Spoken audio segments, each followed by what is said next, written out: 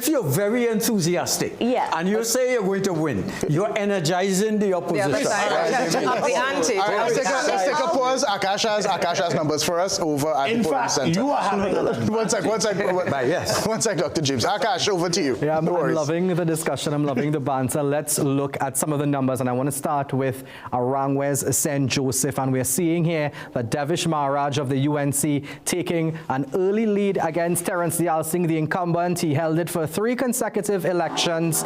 As I said earlier, this may be his biggest political test here tonight. Devish Maharaj, 234 votes, 74 for Terence Dial Singh. Remember the margin in 2020 was just 823 votes. And if you look at the numbers, each election, Terence Dial Singh has loosened his grip a little bit on that marginal seat. Remember, this is the former St. Joseph seat. I'm just stepping this way. No votes yet for Gary Griffith and the NTA, none for Marcus Ramkisoon and the THC, and none for Anthony Dolan and the political Patriotic Front. Let's now go to another key marginal here, and we are looking at Tunapuna. Roger Alexander, the UNC, taking a slight lead here against the incumbent Esmond Ford. 248 for Roger Alexander, 167 for Esmond Ford. Just 415 votes counted out of an electorate of around 28,000. So we're not getting carried away yet. None yet for the smaller parties, none for the PFNTA or the THC. So Roger Alexander taking a slight lead there against Esmond Ford, who's held it for the last 2 general elections. Let's go to another key marginal here. This one isn't talked about enough. This is the 3rd most marginal seat if we're looking at the 2020 numbers. This is Chaguanas East, where the margin was just around 1,086 votes that the UNC won it by. We're seeing Vandana Mohit here with a handsome lead over Richie Sukai. 2,664 votes to Sukai's 985, 3,649 votes counted so far, representing 13.2% of the total number of people registered to vote there. And the Independent and the Patriotic Front and the NTA, well, they are also struggling just like they were in the other seats to even get a vote. So right now, Chaguanas East is looking like it will be retained by the UNC if it maintains this momentum, but we're not calling anything yet. One more seat again before we go back to the panel, and this is Mayaro. Now, there was some concern in Mayaro when Russian Parry was not selected again to contest a seat for the UNC. There were talks that maybe there may be a little switch, that maybe people may be looking to vote for the PNM. Right now, it doesn't seem so. Nicholas Morris, newcomer to electoral politics, 1,284 votes, a very big lead right now against Beatrice Bridgelal. She is a hometown person. Everyone knows her in Mayaro, and we're seeing Nicholas Morris taking a big lead there right now. No votes yet for the Patriotic Front's Brittany Williams. So from what we're seeing right now, the UNC edging out the PNM right now, but I can't stress this enough. This is not declared. It's very early. Pay attention to the numbers under the candidates' names, but also pay attention to this number right here, votes counted. It's very important. Only 6.3% of the total electorate there. So back to you, Kishan. All right, and we're looking at some of those numbers there. We've been talking a lot about third parties, and the TPP's name came up a lot, but one name that has not come up at all is Michaela Pandey's Patriotic Front, and Shane joins us from their headquarters now. All right, hello and good evening to all of our viewers, listeners and readers. Well, right now I'm at the Patriotic Front's political headquarters at Twin Walls, just outside San Fernando, where I'm about to speak with political leader Michaela Pandey on what some of her expectations will be going forward for the rest of this evening. Ms. Pandey, thank you so much for taking the time to join with us. Can you just tell me a little bit more about the support you've garnered over this journey leading up to election night where we are right now? We met a lot of people. We spoke with a lot of people, but you never know what can happen on polling day. I chose to fight a very hard constituency, very established constituency for the current opposition. So it was a challenge, but one I took on with grace and strength. There are a lot of people out there who support, but you never know what can happen on election night. There is anti-sentiment to the current government, and people express that they want change, but I also feel that change is a very difficult thing to accept. And one thing my father always taught me, when you go into the polls, you know, that's when it kind of happens. So I don't know. And whatever it is, I just feel really good that we took a step that many other people, you know, weren't brave enough to do. And others chose to take the easy way out and go back to things that they didn't want to be part of. But I'm just happy about that, you know, so you feel almost that you've won before any result comes in. Understood. And well, as you rightfully said, regardless of whatever the outcome is, tonight's occasion is particularly significant because it's the first time that the Patriotic Front will be contesting a general election. Just your general thoughts on that. You know, are you pleased with how far the party has come since its founding in 2019? Is there anything else you think could have been done, but just for whatever reason didn't get a chance to be done? You can always do better, and you can always do much more. To ever think that you know, there's no growth. Of course, it's a young party, and we continue to grow, and we will learn from any mistakes that we have made, and everything is a growing process. So I'm proud that the party was able to do it, and that's the first step, regardless of what happens. Ms. Pandey, thank you so much for taking the time to speak with us. We will continue to keep all of our viewers and readers appraised on any developments that take place throughout the course of the night with the latest in the election results. Thanks again. Thanks a lot, Shane. Shane Superville there with Michaela Pandey. I do want to discuss that with my panel. I want any of the analysts to come out. Michaela Pandey, did she ever have a shot in this? It was always an uphill battle. She was more than likely operating on the basis of her father's legacy and advancing herself, but no campaigning until after nomination day. I mean, it was almost, yeah, we're contesting all 41, and so on. Don't know where all that money was coming from, but the bottom line is that we're not seeing it being translated into votes tonight, and it's still early days with some of the numbers, but I mean, in some of these constituencies that have been put up here, it was 0 and 0 and 0. But her best shot would have been Couva North, right? It was her name, it was her candidacy in that spot. So I guess we have to pay attention to that seat when that comes up. But you know, if you look at the record with regard to Couva North, I mean, the last election that her father contested, he ended up winning by a plurality and not a majority in a split election with the Congress of the People, the PNM, and the UNC.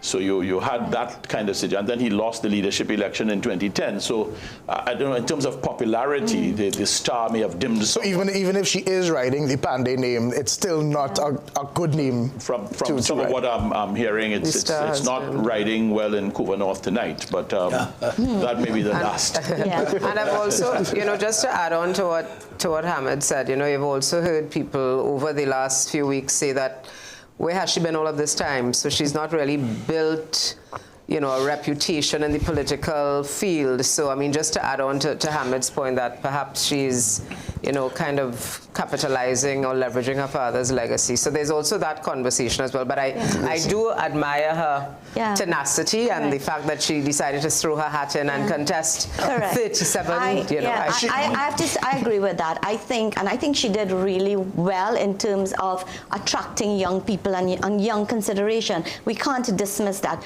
We know obviously she's not going to make a dent in this election. COP, ONR, and I think I don't need to say anything more. So there's no way that she would make a dent in this election. The thing is for us to watch going forward. Will she remain? Will her party remain? Yeah. Is she there for the long haul? And that I think, and or is this a one and done? Correct. Oh, but she may be relevant. Dr. Brown, you have some thoughts. Well, we live in a winner-take-all type of environment. But I have a little bit of a broader view. And in listening closely to some of the messaging that would have come out of Michaela and her young movement, that may be an important contributor to our overall political discourse. Maybe she's playing the long game, but I just want to say I've never really felt an affinity to this sort of generational legacy politics, and she's not the only candidate in this election who's parent was a former prime minister. And so you really have to earn your way as you go. I think young Mr. Manning has been doing that for a few terms now. And let's see, best wishes. I will say from the voice and some of from the media perspective, I will say useful. We talk in the newsroom all the time that for somebody like Michaela who needed to be on, not just on the ground as she said, but needed to be on the media, she wasn't as accessible as you needed her to be. Wouldn't answer the phone, would duck out on interviews. So you really wondered where the campaigning was. Yeah, you could be on the ground, but in the age of social media, national media, you needed to be on the airwaves as well. If I were advising her, I would tell her. Make this one point. I'm saying Michaela has to have a following. There's no following. All right. If I had to advise her, I would tell her this is not a 100 yards dash. She's in a marathon. So she's playing a long game. But hold on, how long is this game? Because she didn't contest in 2015. She didn't contest in 2020. There have been local governments since then. She could still play the long term. The problem she had in this campaign was the fact that she did not have access to resources, notwithstanding stories about who was funding her. The second thing is that the UNC was, and I think we are seeing it now, was successful in saying against the split vote and small parties and what they were doing in terms of the election. And I think somewhere along the line the message gained currency so that third parties, and we are seeing the scores, 0-0-0, minimal scores. I think one has to give some credit to the UNC about that question about this. Professor, you have any some of the things that I'm seeing, what I'm getting, like in Mayaro, for example, there was this issue of Rushdan Parry and what would have happened when he didn't run. But apparently the UNC candidate is leading by a very substantial margin in Mayaro tonight. I don't think Mayaro has been marginal for a long time. Gypsy just kept winning. What I'm saying is a lot of media creation was that Rushdan Parry was going to have this grand effect on negative for the UNC. We read it, we heard it, but what we're seeing on the ground tonight coming out of Mayaro is that the UNC is way ahead in Mayaro. We don't have the figures as yet. I'm just getting reports from around the place. Right. So the thing about the third party, that Gary Griffith was very much on this idea of this third force, and he's had that view for a long time. And we saw it in 2007 with the Congress of the People. Yes, there was a third force, but 0 seats. We saw it with the ONR in 1981, a third force, 0 seats. It doesn't work like that. Yeah, we saw it. It was right in front of us. It doesn't work like that. You know that old joke was the difference between X party and a bicycle. Well, a bicycle has 1 seat. Well, we'll see how that goes tonight. That's an old joke. How do you not know that joke? I like that. All right, but we're going to toss now to Radhika De Silva. She's at the Siparia headquarters where Kamla Prasad-Bissessar usually stays and waits till the results. And depending on how that goes is when she moves over to UNC headquarters. Well, Radhika, we join you now. Good night. Supporters are continuing to arrive here at the Siparia constituency office. UNC leader Kamla Prasad-Bissessar, who has represented Siparia for more than 28 years, is expected to arrive in a few minutes. Now, the mood here is calm as supporters await news of the election results. Earlier, Siparia campaign manager Naresh Raghunath confirmed that 13 ballot boxes from the constituency have come in so far, and 6 of these are from PNM strongholds. But he says the UNC is leading in all of them. Now, unlike previous election nights, there is no large crowd, but a few supporters are sharing flags in anticipation of their leader's arrival. We will be at this location to share her address later tonight. Radhika De Silva, CNC3 News, Siparia. All right, thanks a lot, Radhika. We take a quick break now. We have more election coverage coming up after this.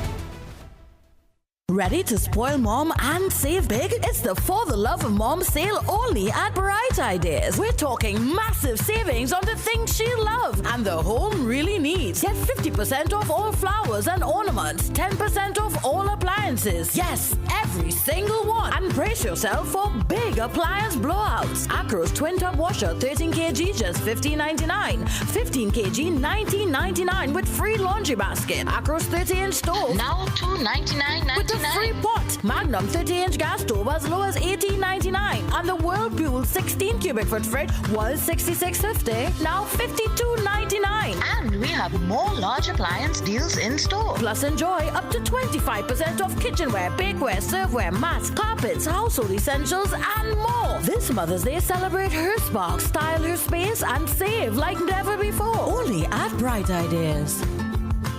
Employers, get ready for something new. The National Insurance Board of Trinidad and Tobago is proud to start the Empower Project, Employer Onboarding. Starting now, employers can register for our upcoming employer portal, a faster, easier way to manage NIB transactions.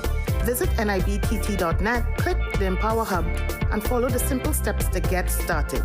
A new era of convenience and service begins with you.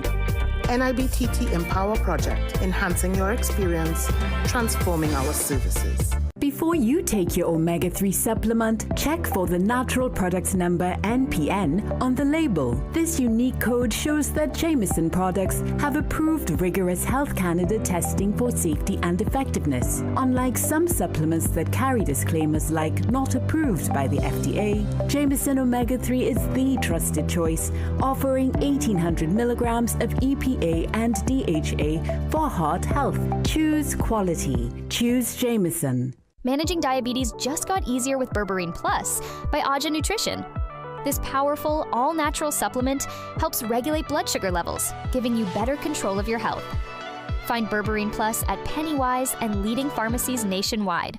Get the best back-to-school specials at Southern Food Basket. Broccoli, $15.95 per pound. Sierra chicken nuggets, 275 grams, 3 for $29.95. Grill Master Burger patties, 5 pounds, $99.95. Happy Chow Mein, 1 pound, 2 for $19.95. Swiss macaroni and spaghetti, 400 grams, 3 for $18.95. Richport vegetable oil, 3 liters, $39.95. Easy Wrap foil, 25 feet, 2 for $19.95. Chubby 3 cases, $110. Richport tuna flakes, 3-pack, $14.95. Biscram 40 grams, 5 for $9.95. Available at Southern Food Basket, St. Charles Village, Princestown, SS Erin Road, Pinal, Southern Main Road, Point Fortin, and Coffee Street, San Fernando. Offers available while stocks last. Tonight, as the nation waits, know that at Standard, you've always made the right choice. We believe everyone deserves a beautiful, comfortable home. At Standard, we bring you the best deals for everyday living.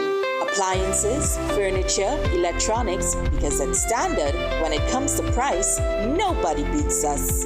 Make the winning choice for your home. Shop in store or online at standardtt.com. Celebrate Mother's Day with Magical Expressions Limited. This I Promise You collection available from May 2nd. We're the largest local importer and distributor offering the widest range of beautiful flowers at the most affordable prices. Call us at 701-6488 or 701-6680 or visit our website to order.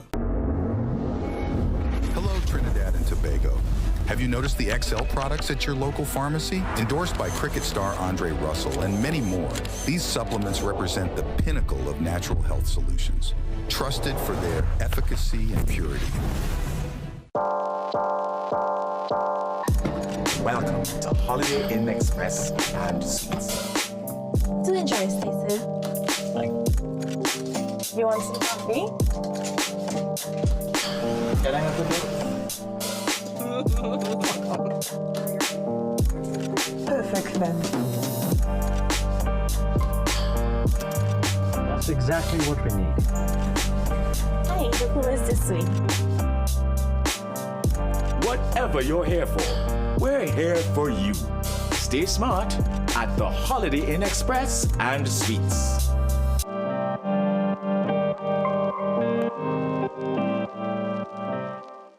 using it for more than 5 years. And if I did not think it was adequate, I would not have recommended it to my daughter. She has been complaining about little bits of pains, and I tell her, say, look, try the Omega XL. And it has been working for her, which I'm really, really glad about.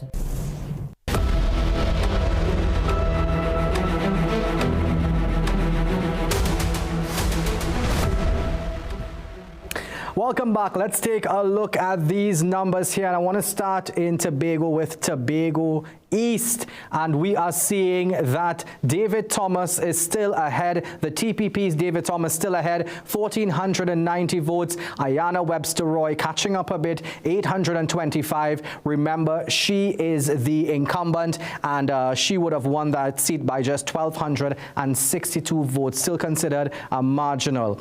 Now, we also seeing 16 votes for Gerard Belfort from the IDA, 10 for Wade Carruth, and Watson Duke, who made it marginal in 2020 with the PDP getting just 105. So the TPP slightly ahead in Tobago East. Let's go to Tobago West now, where we have these 9 candidates. And something interesting has happened. We're seeing Shamfa Kudjo-Lewis, the incumbent, with 882 votes. But I want to show you all the TPP's Joel Sampson, 953. He has taken a slight lead there. Now, that may surprise some people because Tobago West, of the 2 Tobago seats, is seen as the safer of the 2 in the PNM context. They would have won it by well over 4,000 votes in 2020. Let's just take a look at the others.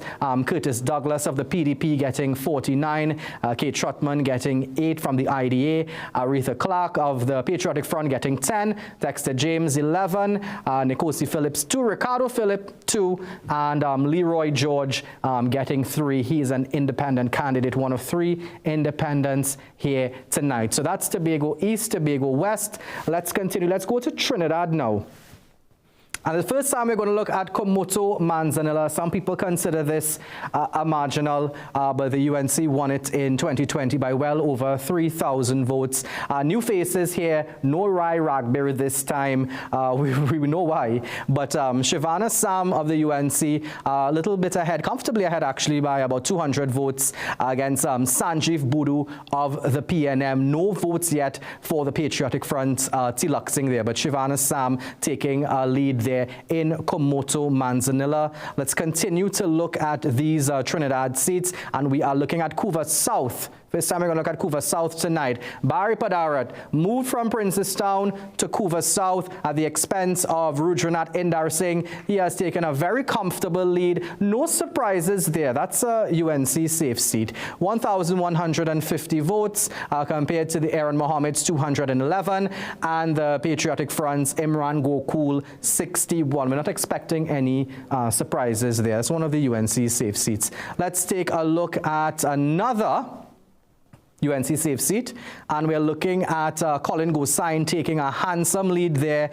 4,394 votes compared to the PNM's Winston Marbe. Remember, this was Dinesh Rambali's seat before, just like Rai Ragbir, similar context. He's not there anymore. Colin Gosain has been put in place there, and he looks like he will be bringing that seat home for the UNC. The UNC usually wins this seat by about 10 to 12,000 votes, so don't be surprised by these numbers. Marsha George not doing too bad as well in the context of the Patriotic Front. 122 votes for Marsha George there. Let's take a look at maybe one more seat if we can tonight. So we had Chaguanas West there, and we are looking at Tunapuna again. We need to keep our eyes on Tunapuna. It's one of the PNM held marginal constituencies and one of the 6 that they cannot lose if we go back to that intro we did on the marginals. And we see that Roger Alexander is still holding a firm lead in Tunapuna, 2,018 votes compared to Esmond Ford's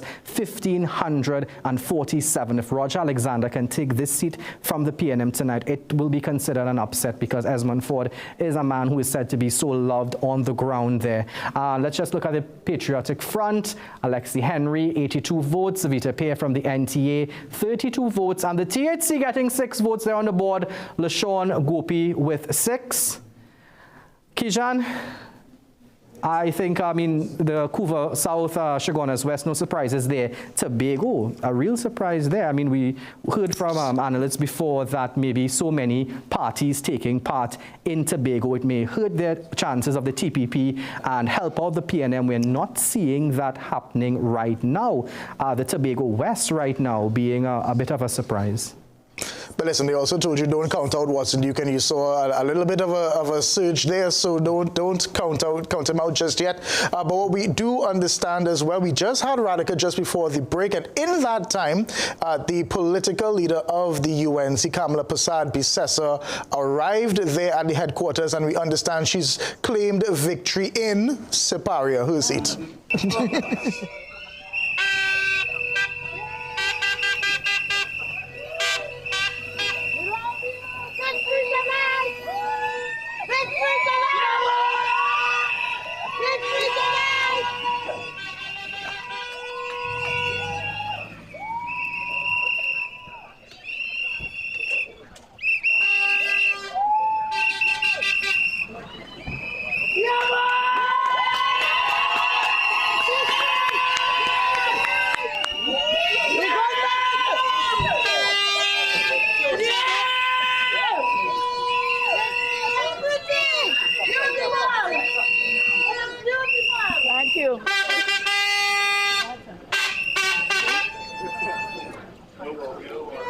Of how the results are looking so far? Well, first let me thank Almighty God. We have had a very, very clean campaign, very strong campaign. I feel very confident of a very good result. Let me thank the people of Siparia. I'm in Siparia tonight. Let's thank Siparia. Thank you.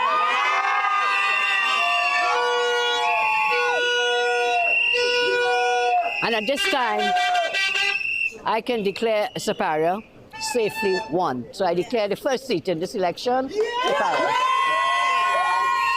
As the results come in, we'll share with you.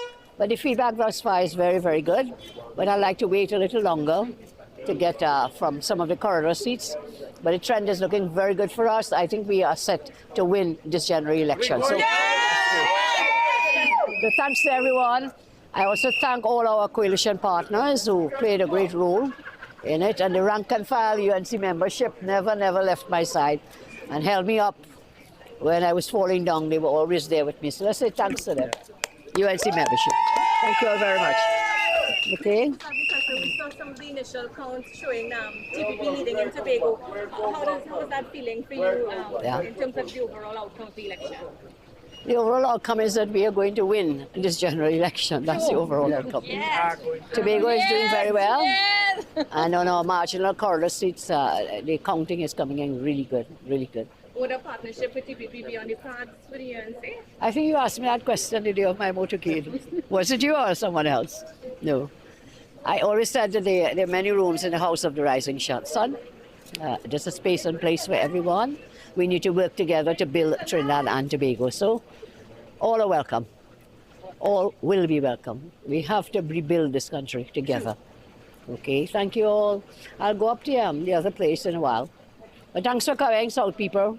So thank you all.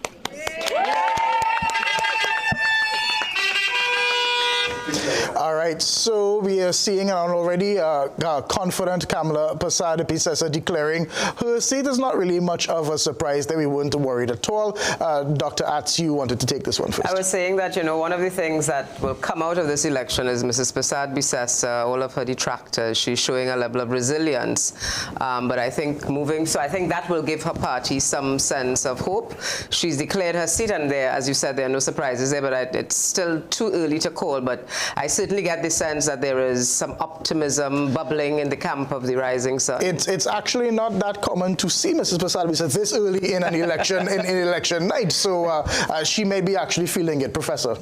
Yes, well, I think, you know, for her, this is another moment where she has survived politically to get to this point.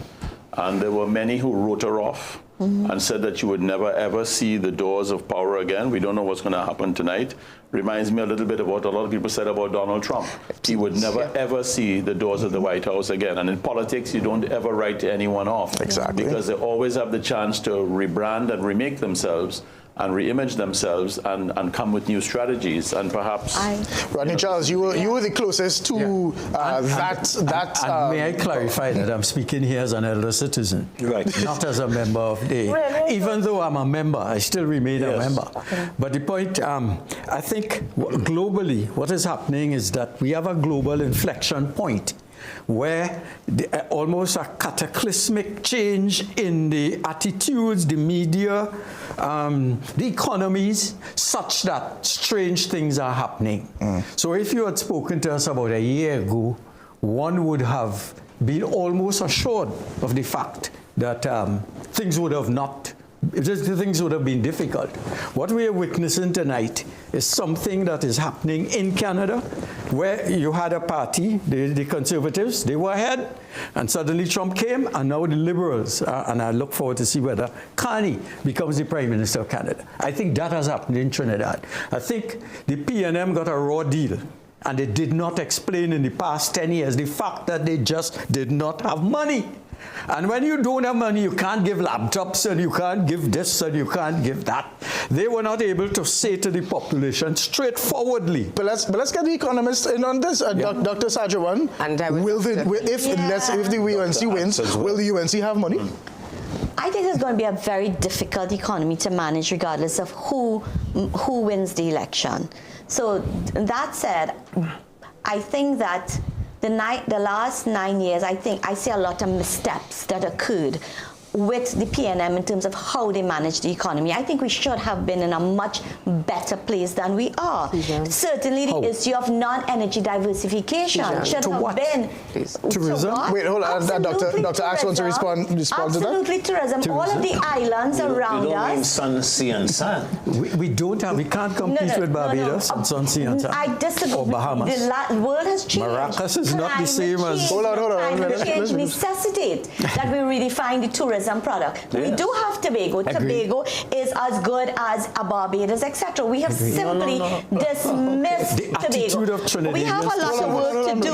We do have a lot of work to do, but I am sorry, I do not agree with you. In 10 years? Tourism is a low-hanging fruit. Its capacity to generate... Well, I want the other... To generate foreign exchange is extremely... But Dr. Axe, as the second economist on my panel, you get to respond. Please and thanks. You know, and I want to begin by agreeing with Indira that certain things could have been done differently in the last 9 years. Hindsight is always an excellent place for us to start. But one of the things that I found a little dishonest on this political campaign is that we seem to have forgotten that 2 years we were in a state that we have never seen ourselves, and that significantly impacted on the world.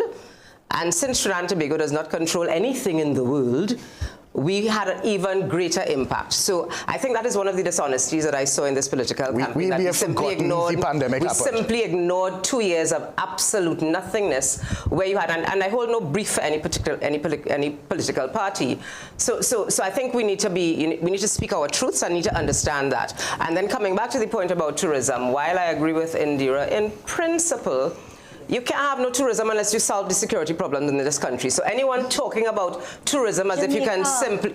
Anyone speaking, and Jamaica has niched its tourism so that you go to the North Coast as opposed to Kingston. And even in the North...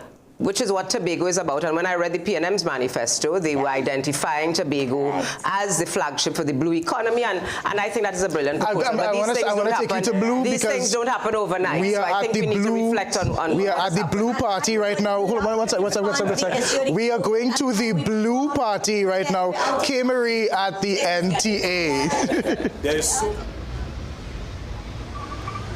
It's about to be a long night here at NTA's headquarters in Mount Lambert, and that's because, as you can see, the numbers are now trickling in for a few constituencies, such as the 2 seats in Tobago and 1 in Chaguanas, but not much on the constituencies that NTA is contesting. Now, CNC3 News would have traversed the country today and spoken to many, many voters. When I speak to voters, especially in the constituency of Orang West St. Joseph, they said, K-Marie, quite frankly, we are fed up. We are fed up of the 2 main parties, one represented by red and one represented by yellow, being traditionally in government, and they believe it's high time that a third party gets the opportunity to represent the citizenry of this country. And that's where the NTA believes they can step in. Now, when I spoke to voters, especially first-time voters, and I asked them, what was your determining factor to encourage you to head to the polls today? They said crime. Crime was at the top of their list. And when they think of crime and they think of crime-fighting solutions, they also think of the name Gary Griffith. And that's because of his reputation as a former commissioner of police. Many constituents said they believe that if given the opportunity even to be an MP in Parliament, they believe that Griffith could do a lot to alleviate crime in this country.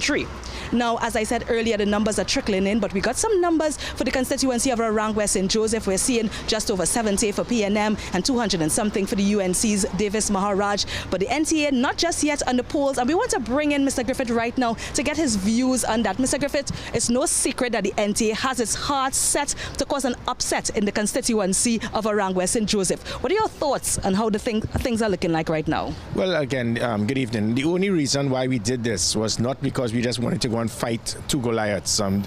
David, I could tell the country tonight, David is not going to defeat Goliath tonight.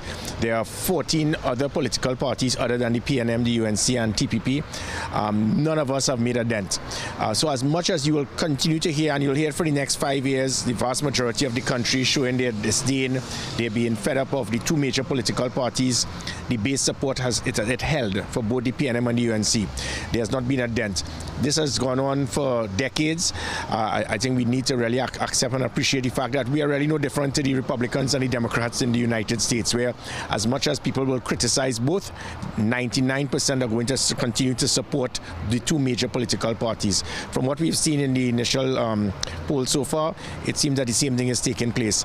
I walked the length and breadth of Laurel West St. Joseph, and everybody loved Gary. Everybody here. There was the only animosity I got is a dog almost bit me. I don't know if it was the owner of a PNM or UNC dog, but the fact of the matter is that there was never any degree of persons showing their disgust or disinterest with Gary Griffith.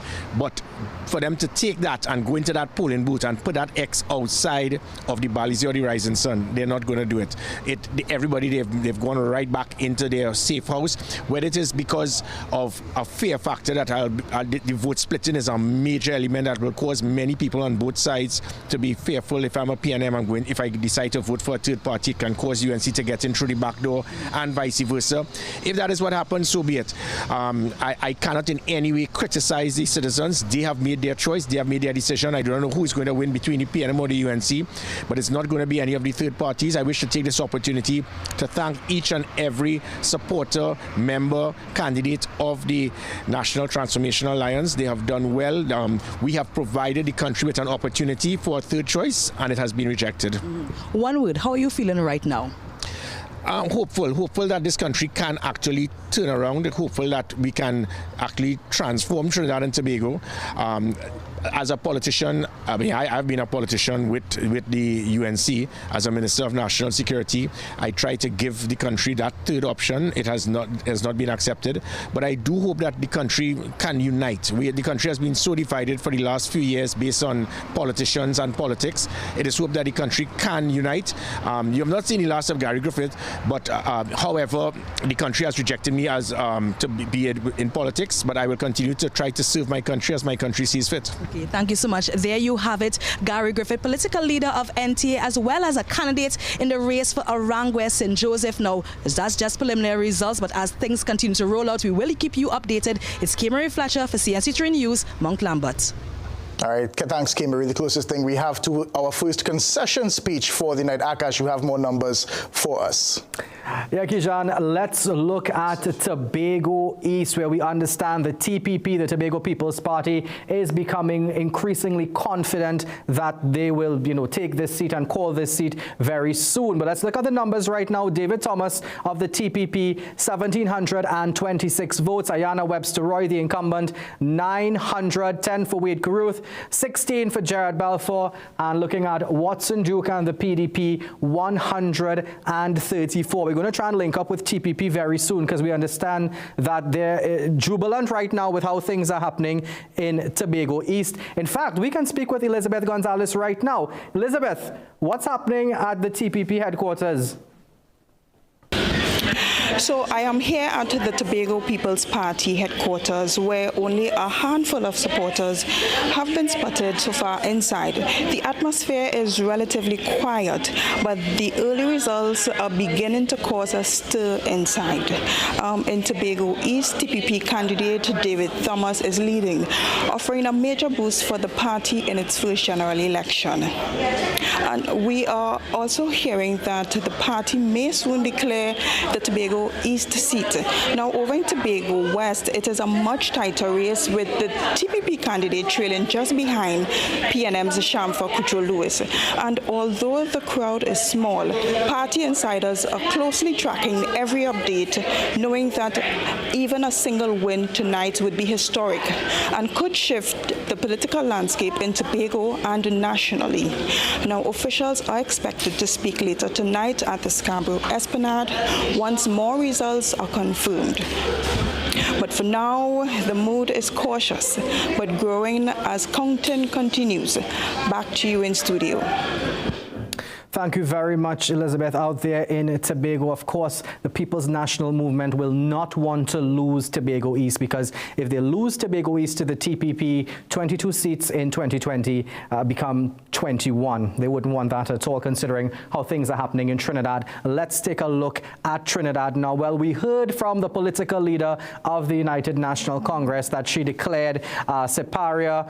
We can understand why, a very massive lead there. No surprises, of course. Siparia, the political leader's seat, it's as safe as Diego Martin West for the PNM. So 9,565 votes for Kamla Prasad-Bissessar. So Siparia is going to the UNC. Let's take a look at some other seats in Trinidad. Chaguanas East, very important. Chaguanas East, considered a marginal. One of, I would think, the third most marginal seat in 2020. We're seeing Vandana Mohit, the incumbent MP for the UNC, a very comfortable lead there, 3,145 votes to Richie Sokai's 1,086. If we see a bigger margin of victory for the UNC in this seat, it will not be a surprise to those who follow local government election politics, because we did see in the last local government election that the UNC made some inroads, especially in the enterprise communities. No votes for the Patriotic Front,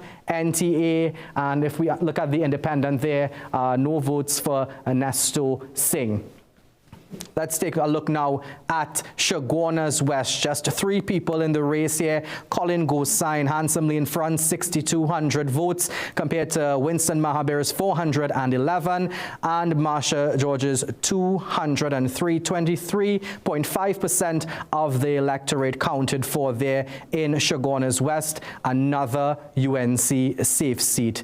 Let's look at some more before we go back to Kijan. Let's look at Oropuch East, Dr. Rudal Munilal seat, another UNC safe seat. Dr. Munilal, 8,283 votes. He can more or less call this seat for the UNC and retain it there. 830 for Richard Ragberry of the PNM, and 355 for Danny Jadunanan. Interesting fact about Danny Jadunanan: when he announced his candidacy, his family put out a statement saying that they endorse Dr. Rudal Munilal and distance themselves from Mr. Jadunanan. And I think the king of all irony here is that the family's business, their motto is where families stay together. A bit weird there, right? So that's Oropuch East, and maybe we could do one more before we go to Kijan, and that's Naparima again. Sound like a broken record here. Another UNC safe seat. We have Narendra Rupnarayan taking over from a certain Rodney Charles, who is with us here tonight. 1,588 votes there, compared to Sarah Nangu's 181 and Ferial Mohammed Lalchand's 40 there. The UNC performing well where it's expected to perform well. You're probably asking, and I need to address this, where are the PNM safe seat votes? Where are the PNM votes? The Lavantil seats, the Diego Martin seats, the Port of Spain seats. We're actually not getting much data out from the PNM right now. We're not getting much information from Balize House and Kijan. I don't know. I mean, we've covered elections for a while. That's not usually a good sign, right? Yeah, we have a lot of thoughts here, but I want to get the thoughts of Dr. Amory Brown right now. He's been kind of quiet, listening, very diplomatic, fitting for your position, but I know you were wondering what's happening with some of the your safe seats, so to speak. But what do you make of what you're seeing tonight? Well, the results continue to come in. There's no doubt when we say a safe seat, that has meaning in Trinidad and Tobago. So I don't expect any surprises in Diego Martin and Port of Spain, etc. But rightfully so, the team has been focusing on the marginals. And I think it's too early to say there's a definite shape, but let's continue to monitor. I just want to step back a little bit in terms of the overarching theme of the two major campaigns. I think from the PNM side, there was a voice saying we will fight for Trinidad and Tobago. We will have the energy and the capacity to fight for you, to negotiate for you. And then from the UNC side, there was a very different message to my ear, which was we love you. We'll take care of you. And some of the promises that were made would seem designed to tap in more to an emotional response from the population. So I'm monitoring these results myself to see how far those two messages would have mobilized and motivated. I want to counter a bit of what you just said, because the message was, yes, we will fight, but that was the secondary message. As far as I understand, the message was, don't put them back there. Remember, so it was a party in government for 9 years fighting a party that was in opposition. So it wasn't so much, here's what we've done, it was, here's what they did 9 years ago. Do you think that strategy was the right one, looking back at it now? Well, I don't want to do a post-mortem at this point of the evening on either party's overall strategy, because the results will speak for themselves in due course. But what I would say is the PNM, from where I sit, did run a very robust campaign. The fact is, we've called this election earlier than was mandated.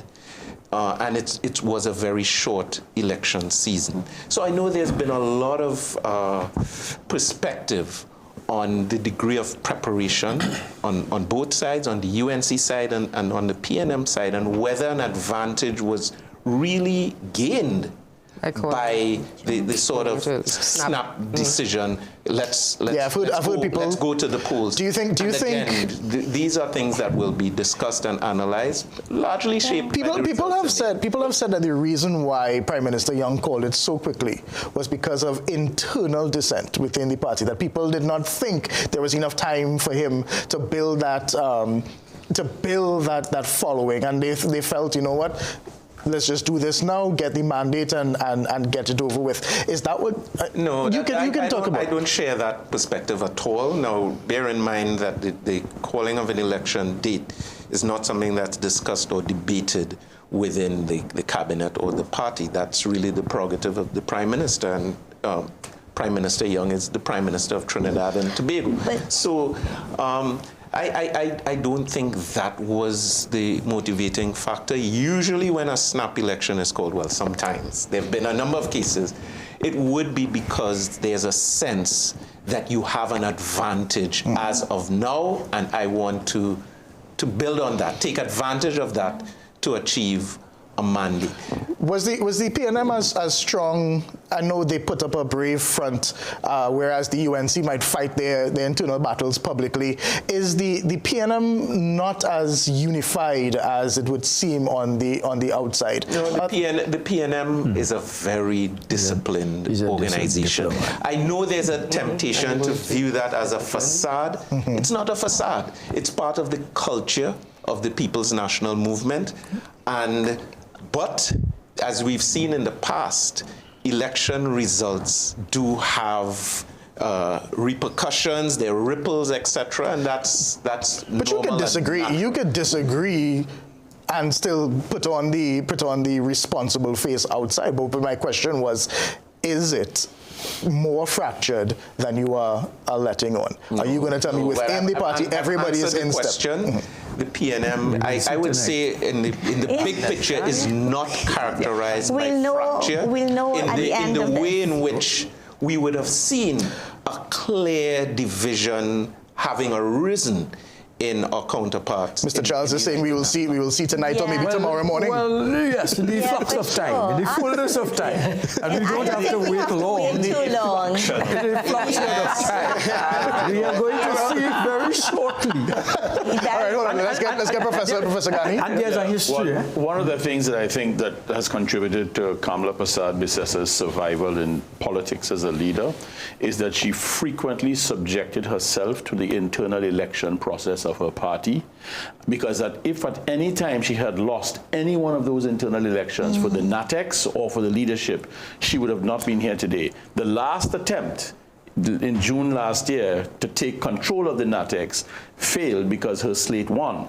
But she has frequently put herself at the mercy of her party. I feel like Mr. Charles might be the best person to her survival. So let's talk about what UNC internal elections are like. I need to reiterate that I am not here representing the United Nations. But you've been in the machine I'm a part of the internal, right? And the question, I think what we have tonight is a result of the party, if it goes in that direction. It's not a result of what the UNC has done necessarily, even though that played a part. It has to do with what the PNM did not do and how they presented themselves to the population. They had the problems of incumbency. They had the problems of not explaining to the population in a serious way the fact that it took blood and sweat to pay salaries every month. But that is not the picture that was painted in every budget, because when Minister Imbe finished every budget, it was the rosiest picture that you could ever see. I don't buy this argument. No, that is the problem with that was the problem. You cannot say that I can see clearly now. Brighter days ahead. But you know the reality that at a point in time, the price of oil was a zero. And we never, as a population, understood what that meant. Understood what that meant. So that I anticipated my salary every month. Every single month, I got my parliamentary dues, and there was no problem. If I had a sense that the question of the refinery was a question of a drain on our foreign exchange, which we couldn't sustain. If I had a sense that the salary was due to astute shifting of funds all over the place to make sure that we survive, we never got that. The PNM played a game that things are going on as normal, and people have said, well, where the money went? When we know that 80% of the budget went to salaries and went to recurrent expenditure and to transfers. But your party would have had a big part to play with the messaging. Any message that the PNM had, the UNC would have destroyed that message, and they just have a better messaging. But we are talking about the PNM, and we go to PNM headquarters right now.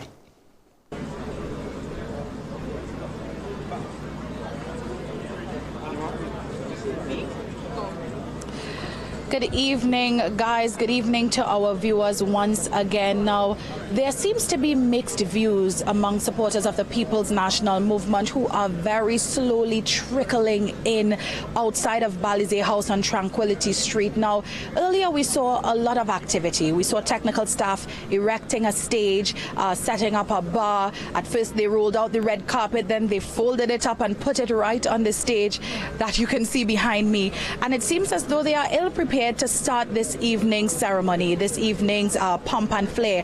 There are no MPs outside greeting supporters. There are no official representatives of the People's National Movement speaking with persons, except for one individual that I saw sort of walking around. That's Laurel Lezama, saying the education officer for the party. Now, I did speak with a couple of supporters for the People's National Movement. You can hear a horn blaring. They are a bit excited and a little bit anxious. They want to hear something from the leadership of the People's National Movement. one individual, a man in his 70s, would have told me he is hopeful and he expects that the party will receive all 41 seats. He thinks that they deserve it. Another gentleman said he voted, he cast his ballot, and he was concerned that his son did not and his grandson didn't as well. But of course, he believes that the People's National Movement ran a very clean campaign, and he's saying, look, the party can't force anyone to vote. He saw it within his own household, and he thinks, though, that the party did enough to sort of try to influence the young voters to come out here this evening. Now, we do see some vendors setting up. People are selling chow, pineapple chow, drinks, but there are very few people here. People are just huddled in corners, chatting with each other, speaking with one another.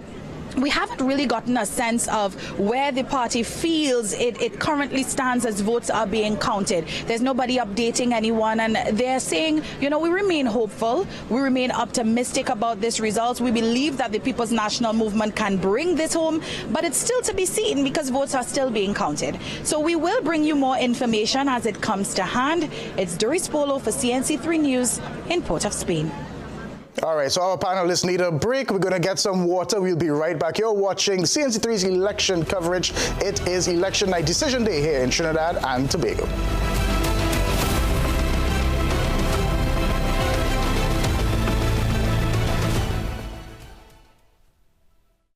It's Extra Fruits Plenty for 20 Back to School Bonanza. Gather apples 10 for $20. Fruit of Cool Kids 8 for $20. Rosemont Chicken Vienna Sausages 4 tins for $20.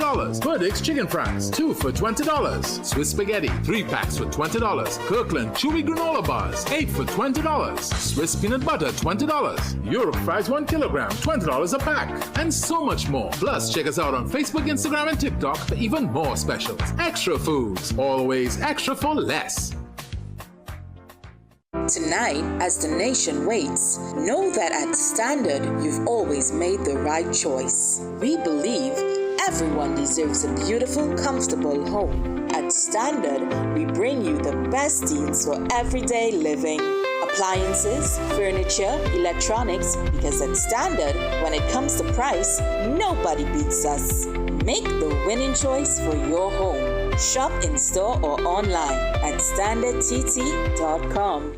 We have over 30 fatty acids in Omega XL. Wow.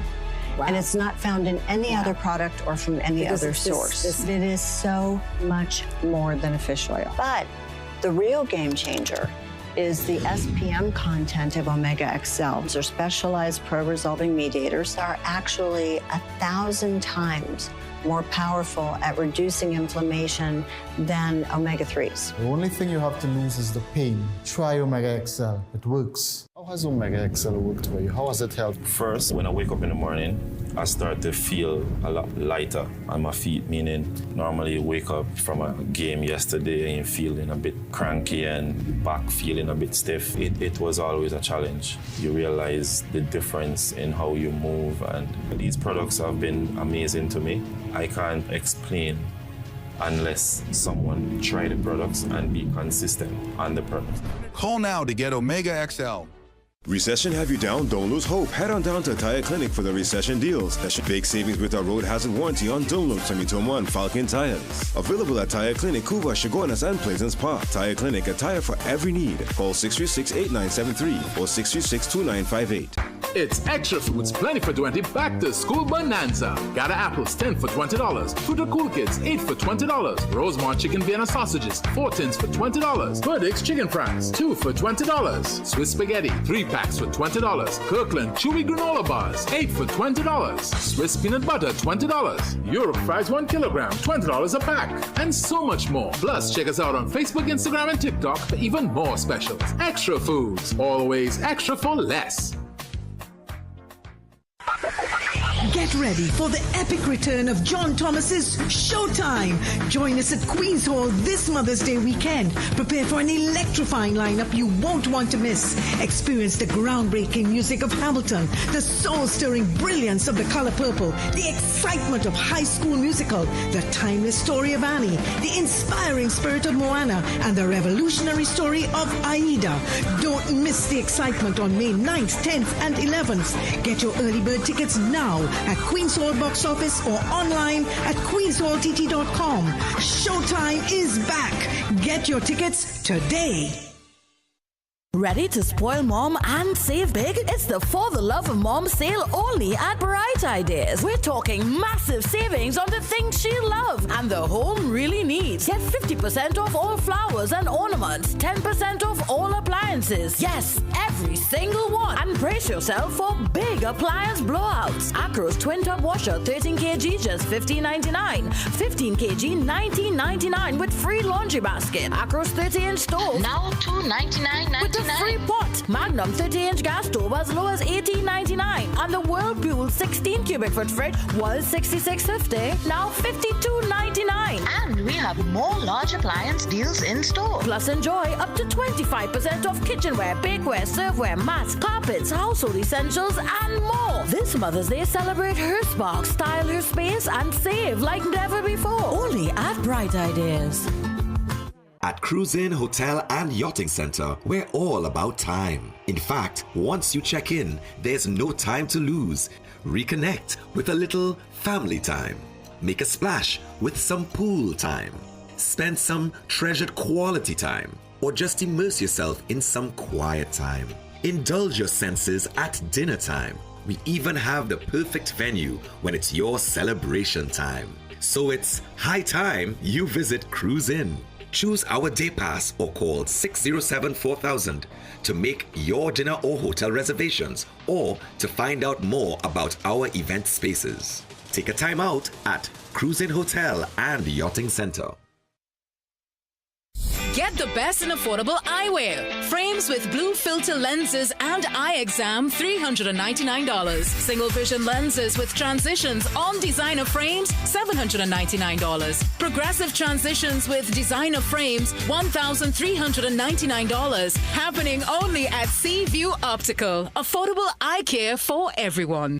It's Extra Foods Plenty for 20 Back to School Bonanza. Gather apples 10 for $20. Fruit of Cool Kids 8 for $20. Rosemont chicken Vienna sausages 4 tins for $20. Burdick's chicken fries 2 for $20. Swiss spaghetti 3 packs for $20. Kirkland chewy granola bars 8 for $20. Swiss peanut butter $20. Europe fries 1 kilogram $20 a pack. And so much more. Plus check us out on Facebook, Instagram, and TikTok for even more specials. Extra Foods, always extra for less.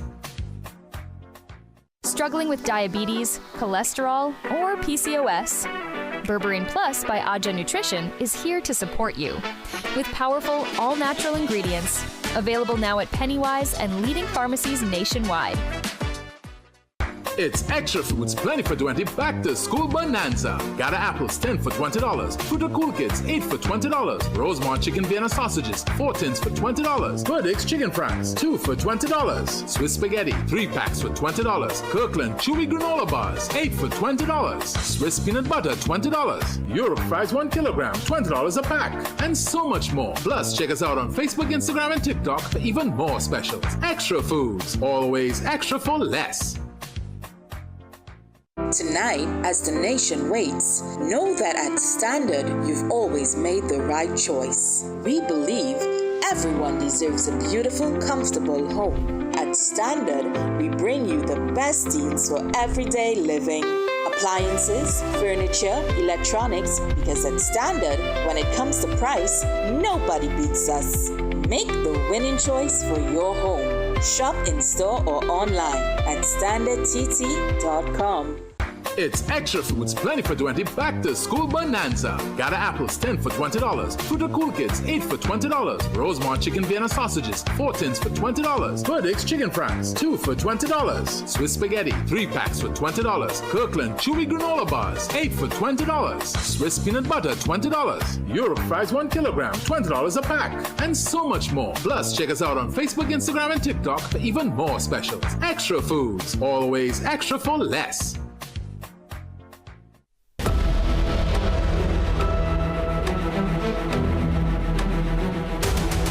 All right, we're getting some really major news coming out of the decision desk. We're going over to Akash now. Akash, what are you hearing? What are you seeing?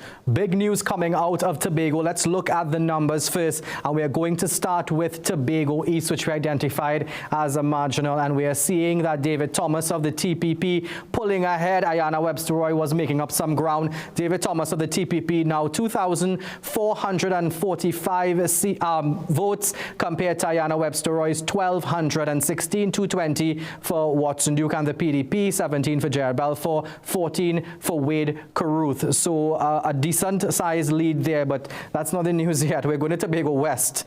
Right, we're going to go to Tobago West, and Shamfa Kudjo Lewis, the incumbent, 1,539 seats, thought to be a PNM safe seat after they won it by over 4,000 votes in 2020. But let's look at Joel Sampson of the TPP, 1,903 votes, taking a lead there over Shamfa Kudjo Lewis. Now you're looking at those numbers and you're thinking, still early days, only 12.3% of the electorate in that constituency. But I want to show you all some images coming out of Tobago right now. And what we're seeing here is that the TPP is getting ready to actually declare victory in both Tobago East and West. Who saw this coming? We are seeing the TPP getting ready to declare victory in those two seats, Tobago East and West, and we will be going there live very, very soon. That's a major upset. The PNM could not have afforded to lose these two seats. Let's now look at, we have some 5 seats in Tobago to look at right now. So in Trinidad, 5 seats in Trinidad, and we're going to the marginal in Tunapuna that is proving to be a marginal here. Roger Alexander with a slim lead over Esmond Ford of just around 500 votes, 3,741 for Roger Alexander, 3,228 for the incumbent Esmond Ford. Let's not declare that one very soon. That one seems to be going down to the wire. We'll be looking at those updates as the night progresses. Very important here. Let's look at another seat in Trinidad as well. We are looking at San Fernando West. A lot of people were looking forward to San Fernando West, considered another marginal here, with Faris Al-Rawi winning it by about 1,700 votes in the last election. Right now, Michael Dowlat of the UNC has a lead over Faris Al-Rawi, the incumbent, almost double the amount of votes. Almost Michael Dowlat with 1,102 votes, Faris Al-Rawi with 565. No votes recorded for any other of the third parties there, any of the smaller parties, but we're seeing the UNC ahead in San Fernando West. The PNM held San Fernando West. Let's continue to look at what's happening in Trinidad. This is Caroni Central here. Actually, we're going to Princestown, and we see Aina Ali ahead of the PNM's Rocklin Mohammed by about a little under 5,000 votes. Sasha Mangru with 281. Princestown, more or less a UNC safe seat, so no surprises there. And maybe we can do one more here in Trinidad, and we are looking at Oropouche West. Lakram Bodo moving from Faizabad to Oropouche West. Lakram Bodo comfortably winning there for the UNC over the PNM's Sean Dubé, 646, and the Patriotic Front's Alicia Mohammed getting 79. Now, we haven't shown you all this for the night yet, but let's look at the constituency map. Now, remember the caveat I told you all, we are not getting information coming out of Balize House. You would have seen the update from Derice Polo. It seems a bit downtrodden on that side right now. She is saying none of the MPs or any of the senior party members are being seen outside right now. And our spirits are a bit low, she said, on that end there. We're not getting the information. This is how the map is looking right now. Of course, people, if you're looking at this, don't think the UNC is going to sweep the entire country. I'm pretty sure those PNM safe seats such as Laventil, Diego Martin, such as Port of Spain are going to be filled in with red very soon. So that's how it's looking right now. It's not absolutely not gospel. This is just the information that's coming in right now. So these are the UNC seats that have been, that they are leading in front right now. And we do understand, Kijan, we do understand that Saddam Hussein, the incumbent MP for Barataria San Juan, the second most marginal seat coming into this election, we understand that he's put the word out to the media, come on down to El Socorro in his office. He's about to declare that seat as well for the United National Congress. All right, Akash, I just want to make a quick update that we're getting from Elizabeth in Tobago, that they are now saying that it's not that they want to declare Tobago East and West. They're walking it back a little bit and saying that they are confident that they are going to win Tobago East and West. So not a full declaration just yet. And I think that that's what Dr. Winford James had exclaimed a short while ago, saying that too soon to call. I'll let you take it over here, Dr. James. Yeah. Indeed, it's too early to call. When you look at the percentage of votes cast, they are in the 20s, the highest percentages in the 20s, I believe.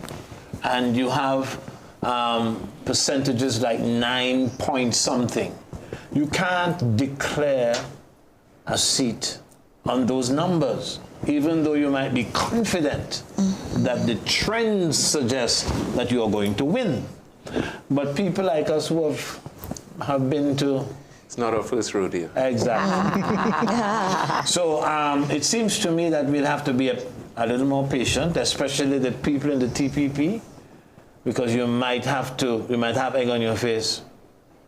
That can turn out to be the situation as well. So we don't have enough votes as a basis to declare any seat, it seems to me, in Tobago just yet, even though it's hopeful for the TPP. But we like to have the PNM talk. Well, that's what I was about to say. One of the issues we are having is that we aren't hearing from the PNM. We're not getting those typical safe seats of the PNM, the Port of Spain's, Laventils, the Prime Minister's seat. We haven't heard anything on that, the Diego Martins. So we're going to keep an eye on that. I am told that we're standing by for a statement from Balize House, but we don't have that just yet. But we do understand that Gary Griffith is about to concede the first full concession of the night.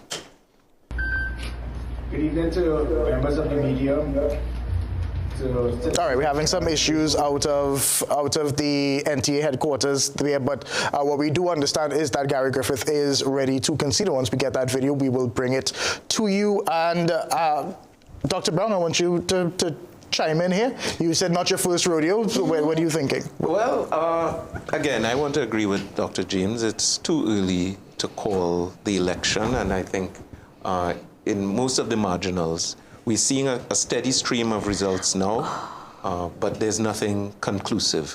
But trends have meaning, as the pollsters would say. So it would be foolhardy of us to sit here and see a trend emerging and just chalk it up to, well, it depends on which polling division. I think there are trends that would be of some concern that have emerged, but let's wait and see. What I can tell you about the PNM, you may not be hearing much from Balize House at the moment, but we are a mature political organization and will speak. You will hear the official voice of the party in due course as results come in. What is happening now is many of the supporters are in their constituencies, monitoring, ensuring that they take care of home, and then would move to Balize House eventually. Depending on how the results, it would determine the speed of that movement and the mood of that movement. And we have Gary Griffith now on that video that we promised you earlier.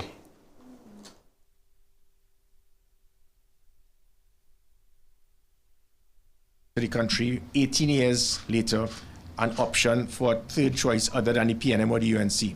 And what we will probably hear for the next 5 years, regardless of who might win and who might lose, the PNM and UNC, one will be government, one will be opposition.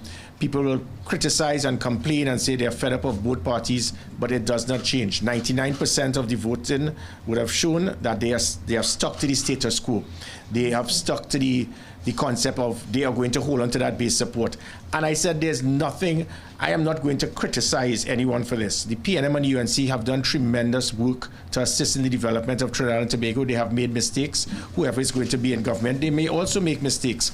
I ask all of you, all of the NTA, understand that political parties and the supporters, they are not the enemy. I think for far too long we have seen the country being divided by politicians and political parties because of the hate, the animosity, the bitterness, in a deliberate attempt to divide the country to get into power. We have not done that. The NTA, we have tried to unite Trinidad and Tobago, and we will continue to provide that opportunity and give that that choice for citizens of Trinidad and Tobago. Probably if Barack Obama decides to lead a third party, he might lose his deposit as well. That is just the way it is in Trinidad and Tobago. And similar to other countries, in the United States, the same thing with the Democrats and the Republicans, and people will criticize both.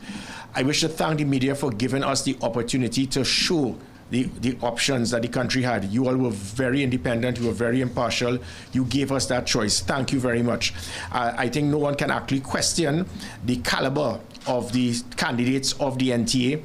You all are second to none. Most of you all, if you all had these individuals going up for probably any other seat for any of the two major parties, they would have done just as well, if not even better than most of the other candidates, because there was quality stuff. The manifesto that we had, if you all could go on to ChatGPT, you have seen when what the layout we had of everything was, again, second to none. So we had the policies, we had the plans, we had the principles, we had the political will, but we just did not have that opportunity for citizens to break away from that PNM or UNC till they die. And it happens. And sometimes it is because of that fear factor that if I want a third choice, but if I vote for that third choice, it will be seen as splitting of the votes. It may cause the other side to get in. And sometimes the hate and fear of that other choice, that other party, may cause persons to go back to the status quo. And that is fine. I hope whoever gets in government that you do well. It is our job as citizens of this great country. All right, so we got to have our first concession of the night, Gary Griffith and the NTA. We also have the PNM. We're standing by. We heard Laurel Lezama was at the podium, but she stepped down. So we're not sure what's coming out of the PNM headquarters just yet. No sign of the Prime Minister either. We're looking at the live pictures there of the podium at Balize House. We're waiting for that. We're going to keep it. We're going to keep that up until we get that announcement. Dr. Sajawan, you've been itching. There have been thoughts coming out of you over the past couple of minutes. Yeah, well, I mean, I think Gary, the writing was on the wall from the day one, from the get-go, and it is what it is in the politics of Trinidad and Tobago. We were talking more in terms of the campaign, and we talked about the PNM. But I think that's an important thing we're missing is that a consideration is that the election was called because there was an expectation that the UNC was totally in disarray and was not ready. And it even seemed so for quite a while. I mean, it took the party quite a long time to announce its candidates. But by God, when they got started, they took off at a level and that we have not really seen. Barry Padaras told Akash just this week, he said the illusion, they tried to give the illusion that they weren't ready. And one of the other things they did is to use Barry Padaras' word, they didn't UNC themselves. They stuck to the message, everyone just went down. They did but can you govern by prompter? You can stick to a message for a campaign, but can you govern? But the objective was to win an election, right? And we will see at the end of tonight, we will see if sticking to that messaging and the prompter did in fact do the job. Of course, as analysts, we have to be concerned about promises and the real. All right, we have Laurel Lezama at the PNM headquarters, Balize House.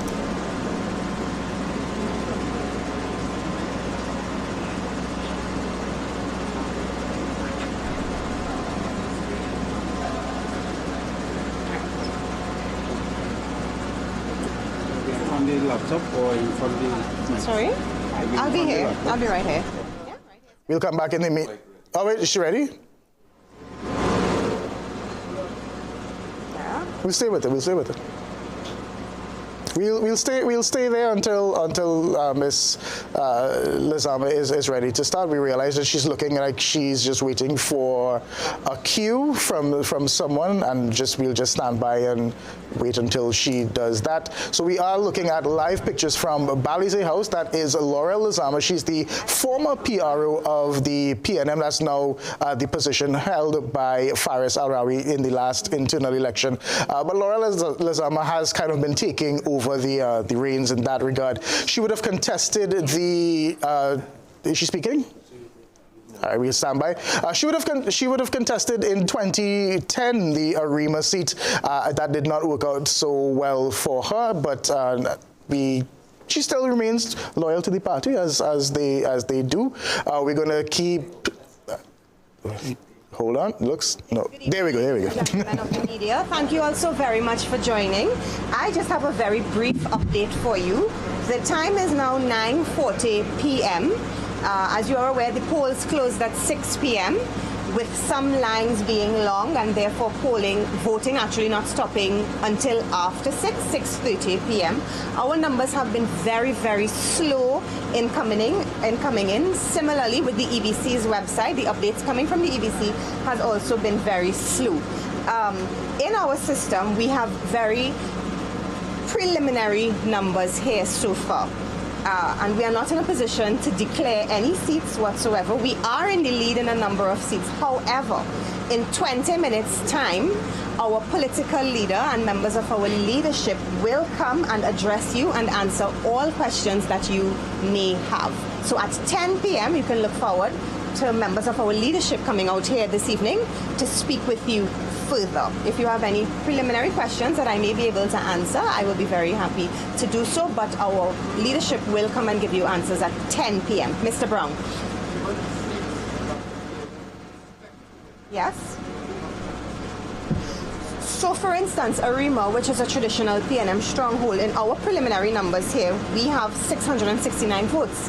And we can't declare a seat on 669 votes. The other parties have 69 votes, for instance. So we will not be able to declare that seat because we anticipate there will probably be 10,000 more votes to come forward here to be cast. So.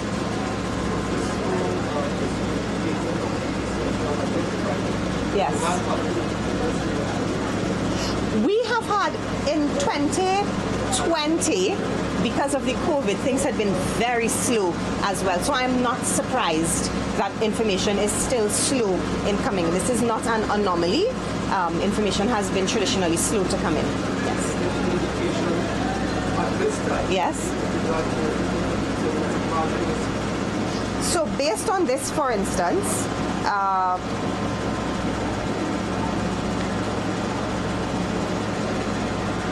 for instance, in Moruga, Tabelon, the two numbers, one party has 3,600, one party has 3,800.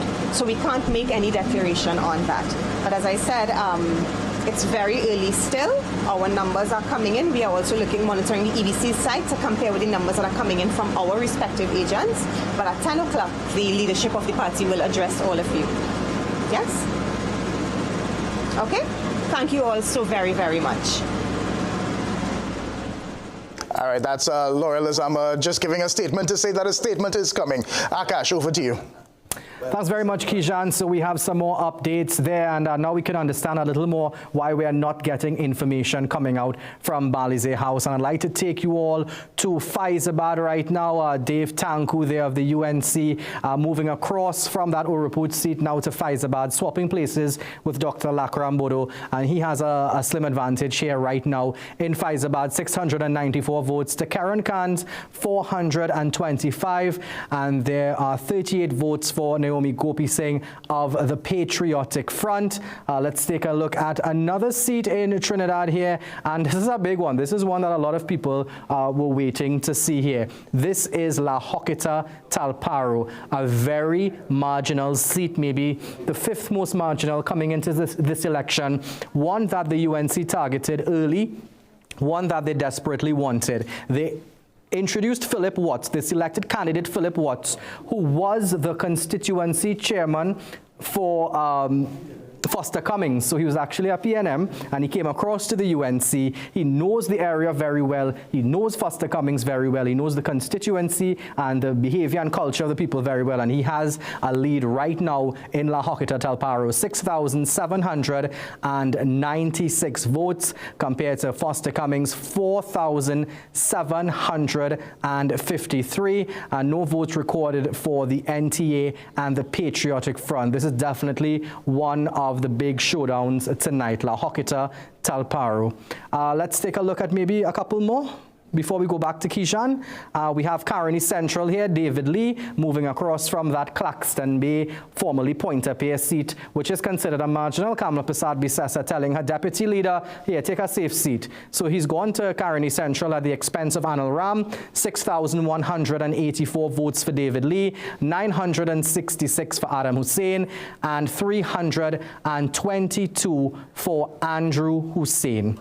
Now, I want to go to the Whitehall set right now. I want to show you all our walk to Whitehall because, as I said, Laurel Lezama Leasing just now telling us that information coming in, very preliminary. The numbers too small to call that seat there. But I want to show you all right now how that walk to Whitehall is looking. As we told you, when a seat is declared or a party is in front, that takes you closer to the promised land, closer to Whitehall along Maraval Road. And as we said, 21 steps usually get you there. So we want to show you all how that is looking and that is shaping up right now. We saw the constituency map earlier. We saw a lot of yellow. We saw Tobago covered in blue. And yeah.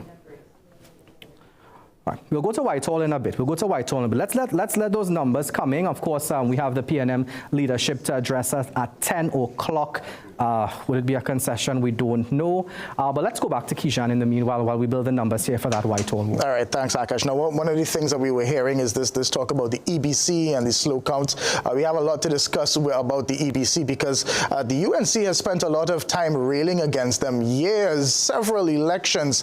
And now, so what happens now? Is the EBC all of a sudden the greatest entity in the country? How do they respond to a state entity or an independent entity that they've railed against all day today, actually, about 14 or 15 letters complaining about long lines? And if things are in their favor today, we want to know, like, well, how will that work? What is the future of the EBC if it does go that way? So I want to start to put that question to Professor Ghani.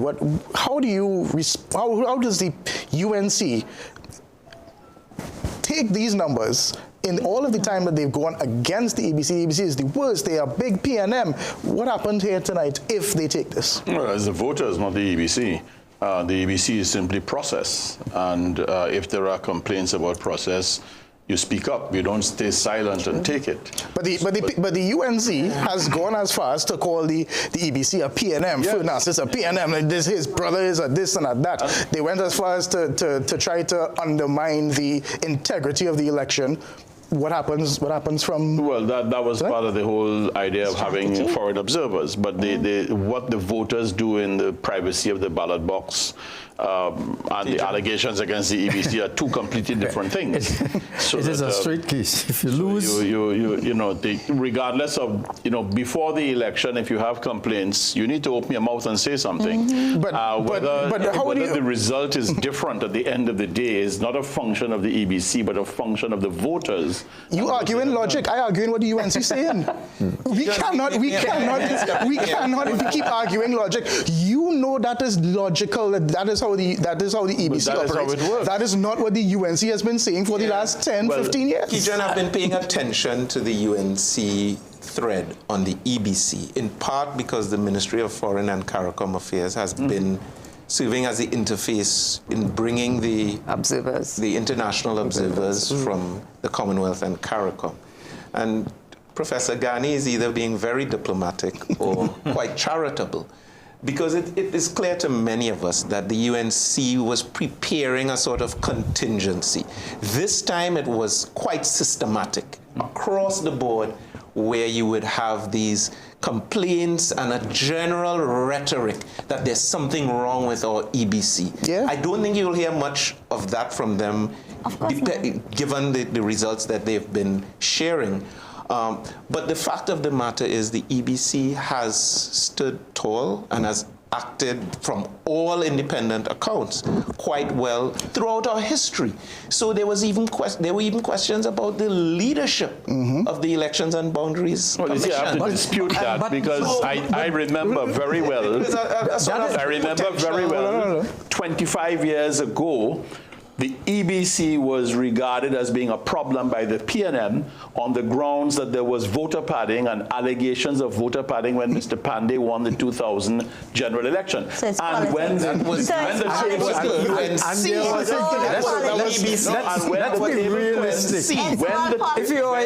if you're going up for election, when the table if you're going up for election, hold on. Any party that is smart would criticize the institution in the event that you lose. Now, the problem there is that we take a winner take all and we demonize institutions in Trinidad and Tobago. So that what we have, the cumulative effect is that we have institutions, nobody believes in the politicians. Right? If we had surveys about politicians, they'll be down. Nobody believes government when they speak. Nobody believes the EBC, nobody believes the judiciary, nobody believes the trade unions anymore. So we are ending up in a society, if we're not careful, that by incrementally we will delegitimize our country. And when it happens, and ourselves, and the mere fact that you call for foreigners, and when you say the CARICOM, they say, no, it's not the CARICOM, they're not good. They're not good. They're like us. So we bring the white people, or the colonial masters, to supervise and tell us you have behaved yourself. Now, I'm not taking you out there, because you were part of that machinery too, Mr. Charles? Yes, no, you were part of that machinery. All politicians do that. But the end product. There's a Commission of Inquiry report into the EBC that was done in 2002. So I'm not speaking about something that has not been. Go back and read it and see where all of the allegations, there's nothing new. It's nothing new that is being talked about. We talked about ancestral voting where people were registered, voter padding, all of these things. Allegations against the EBC in the year 2000 when Mr. Oswald Wilson was chairman of the EBC, right? And now we have the... So the other point is, things have changed. There are Nothing much has political changed. parties involved in this 2025 general election process.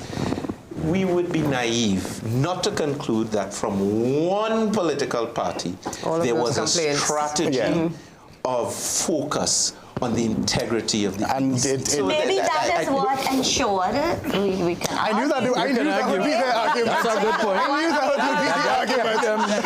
All right, let's toss it over to Akash. Akash has been dying to give us some numbers. Hold on. Akash has been dying to give us some numbers. We need elections are about numbers. Akash, what do you have for us?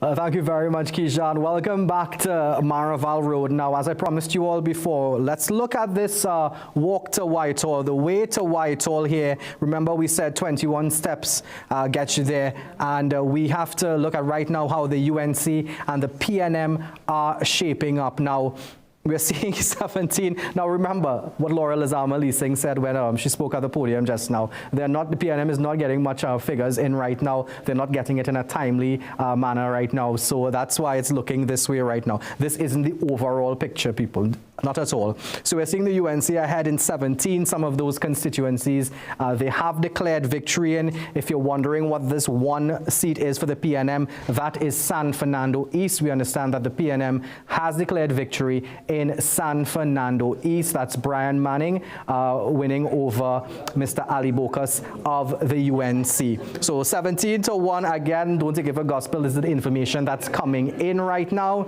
We said when they get to 21, the political leader of that party will have an office here at Whitehall. I think when Kamla Prasad-Bissessar was Prime Minister during that People's Partnership era, I don't think she had an office here. I think her office was in St. Clair. This building was under renovation. Maybe that changes. Tonight, we're going to take a quick commercial break. We are just minutes away from the PNM making that statement on the podium. From the PNM leadership, we are waiting with bated breath. Let's take a quick break. When we come back very soon, we'll be going to Bally's House.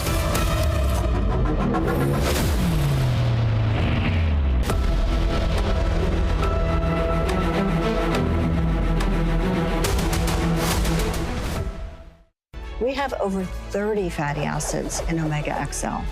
And it's not found in any other product or from any other source. It is so much more than a fish oil. But the real game changer is the SPM content of Omega XL. These are specialized pro-resolving mediators that are actually 1,000 times more powerful at reducing inflammation than omega-3s. The only thing you have to lose is the pain. Try Omega XL. It works. Ready to spoil mom and save big? It's the For the Love of Mom sale only at Bright Ideas. We're talking massive savings on the things she loves and the home really needs. Get 50% off all flowers and ornaments, 10% off all appliances. Yes, every single one. And brace yourself for big appliance blowouts. Acro's twin tub washer, 13 kg, just $15.99. 15 kg, $19.99 with free laundry basket. Acro's 30-inch stove, now $299.99. with a free pot. Magnum 30-inch gas stove as low as $18.99. And the Whirlpool 16 cubic foot fridge was $66.50, now $52.99. And we have more large appliance deals in store. Plus enjoy up to 25% off kitchenware, bakeware, serveware, mats, carpets, household essentials, and more. This Mother's Day, celebrate her spark, style her space, and save like never before. Only at Bright Ideas.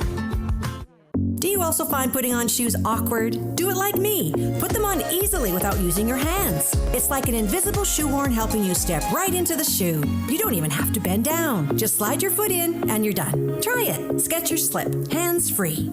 Visit Tire Clinic Marketing, New Truck and OTR Tire Service Center at number 30 and 32 Montrose Main Road, Chaguanas. Call today at 665-8973 or 672-3419. Alignment services available. Tire Clinic Marketing, Truck and OTR Service Center. A tire for every need.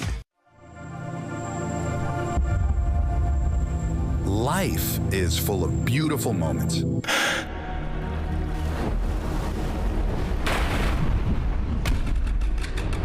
But without good health, we might miss the joy they bring. So how can we look and feel beautiful? Studies show that supplementing omega-3s can support healthy hair, eyes, nails, skin, and brain development. Try Omega XL, featuring our unique green lip muscle formula from New Zealand for superior omega-3 absorption, available nationwide. Gaming Express Limited is a premium importer and retailer of the highest quality brand name electronics. We stock the widest range of PlayStation, Nintendo Switch, Samsung, and Apple devices and accessories. Visit us at Shop 52, Level 2, Gulf City Mall in San Fernando, or contact us by phone or WhatsApp message at 687-7480 or 301-9797 or 798-1280. Like our Facebook and Instagram pages for updates on products and services. Get the best in affordable eyewear. Frames with blue filter lenses and eye exam, $399. Single vision lenses with transitions on designer frames, $799. Progressive transitions with designer frames, $1,399. Happening only at Seaview Optical. Affordable eye care for everyone. It's the difference for me from limping to just walking like normal without pain. I've also been to doctors who told me that they don't really see the connection. Now, while they may have a medical background and they may have reasons for saying so, my reason is a personal reason. And when I was not in pain, that was reason enough for me to continue using Omega XL. It's Extra Foods Plenty for 20 Back to School Bonanza. Gotta apples 10 for $20. Fruit or Cool Kids 8 for $20. Rosemont chicken Vienna sausages 4 tins for $20. Burdick's chicken fries 2 for $20. Swiss spaghetti 3 packs for $20. Kirkland chewy granola bars 8 for $20. Swiss peanut butter $20. Europe fries 1 kilogram $20 a pack. And so much more. Plus check us out on Facebook, Instagram, and TikTok for even more specials. Extra Foods, always extra for less.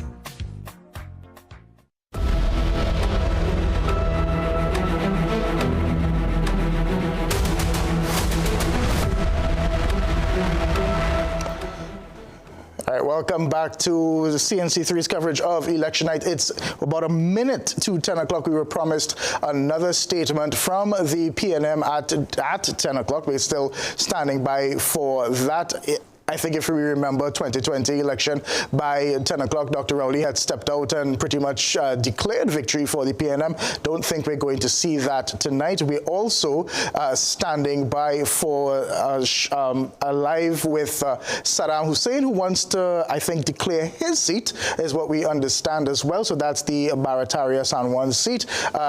Once called a marginal, but I think it's pretty safely in UNC hands now. And we're also going to keep an eye on Tobago. We had that declaration, then not declaration earlier in the night. So a lot still happening. We still are not getting those numbers coming out of the PNM. So that would be the East-West corridor. We're not hearing the Port of Spain seats, Diego Martin seats, Laventil. A lot that we're not hearing. We're not hearing Point Fortin. We're not hearing La Brea, where the UNC, the coalition of interest, would have put up 2 Labour representatives in the election. So it might not be one of those early nights. So put on your pot of coffee. We might be here for a while. Tell your boss you're coming in late tomorrow because you were all up all night watching CNC3's coverage. But I want to pick up the conversation where we left off on a little bit of Labour and what the economy would look like for the next government, whoever that may be. Dr. Atz has had a lot of thoughts on that, and I let you take it from here. Thanks, Kijan. Well, let's start with the manifestos, and that's where I'm going to distill my information from and, well, my perspectives. I will inform my perspectives. So I will start with the UNC, who published a number of manifestos, so there was no one large document. But on the hustings, I think that is where a lot of the flavor and the temperature in terms of what they're going to be doing. One of the things, so they try to close the gap with Labour. We saw the president of the Public Services Association being one of their keynote speakers and essentially rising to the occasion in terms of, you know, kind of coalescing support from the Labour for the United National Congress. And of course, the question, the magic number, 10% to public sector workers moving forward. And it would have been reported because, you know, economists would have been contacted on what our thoughts were on that 10%. And we did say, and, you know, these things are done independently, so it's all of us said the same thing, that we wanted to manage expectations because a 10% budget increase, while we understand that there is a lot of pressure in the society, that sort of comfort provided to workers could cost upwards of $1 billion additionally in recurrent expenditure. And you're coming into a season, I think the population appreciates that the energy sector, which is the main driver of our economy, has, you know, seen better days, and we know that that has impacted on government's revenue. So enter the conversation again around diversification. So the United National Congress, in their manifestos, they presented, you know, alternative revenue streams. They also enticed the population by saying, well, you know, we're going to do away with all of these hardship kind of, and I'm using the term hardship, taxes, such as the property tax. I just want to look at, we're bringing you some live pictures. We can bring that back up if we can.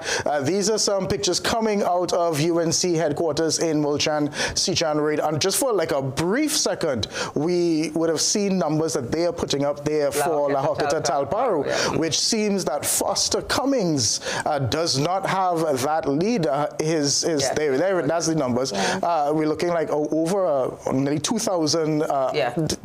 It's about 2,000, yeah. Hey, that's not that bad. Yeah. we were looking at that, and we would have seen, like anybody who lived in La Hoqueta Talparo, Foster Cummings would have put a lot of work into that seat during that time, but did it matter? So we're gonna keep an eye on that. Dr. Sajuman, as the other economist on the panel, what do you make of the next 5 years? The next government, I just wanted to complete my thought. Yeah. Sorry. I didn't interrupt you. Absolutely. Because we were talking about some of the expenditures, some of the sweeteners that were promised in terms of the salary increase. The negotiations will start at 10% as opposed to what had become the magic number, 4 or 5% under Minister Imbert. But then there is also the conversation about doing away with the property tax, which is an estimated $125 million, doing away with the online 7% tax that persons who shop online, which is between 2017 to 2024, that was almost $400 million in revenue. So the question that immediately arises, while we appreciate the need for there to be diversification and an urgent need for diversification, given what is happening in the energy sector, what are the next steps? Because diversification, we've not been able to achieve the levels of diversification we've wanted over the last 60 years or so. So in 5 years, how successful will we be? And I'm using the royal we here because this is Trinidad and Tobago moving forward, whoever leads. How are we going to close that gap, seeing that we have done away with some of these sources of revenue? Dr. Sajio. Yeah, well, I think we have not been able to make a dent in diversification because it's really never been a priority. We have many governments have articulated it. No, I agree with you, but I'm saying... Right? So I think that's the thing. The thing is the expectation from the next government has to be that it has to be very clear, and the same kind of aggression that has been put towards the energy sector needs to be put, over for the last 9-10 years. I mean, people like myself, yourself, have been calling on the PNM to have done things like that. I want to put the geopolitics in. But let us, and if we talk, I mean, I know the expenditure issue, and I share that with you, but I want to say there is the politics and election, and then there is governance. No, and I totally agree with you. And I will say that what the UNC has, which the PNM doesn't have, and well, may not need to have, is when they get into office and they are confronted with the reality because they don't know the reality. Yes, I agree with you, absolutely. So when they get in there and they see the reality, they can now honestly speak to the population. But more importantly, I think there needs to be a very clear pathway to hope. That's correct. That vision. Absolutely. And I believe that if people understand the challenges, because there's no quick fix. You know that. It's no magic bullet to just have diversification happen tomorrow. But if people see where you can potentially take, people will hold and say, there have been expectations, and the results we're seeing tonight are premised on those expectations that persons are going to have. So I am not saying that, I understand the electioneering and all of the promises, etc. But responsibly, and yes, when they get in, they will need to understand what is the lay of the land and what is available. But you've made promises about 10%. You've made promises about no property tax, etc. Hold on one sec. We have Akash. Akash has some new numbers coming in. Remember, it's all about the numbers tonight.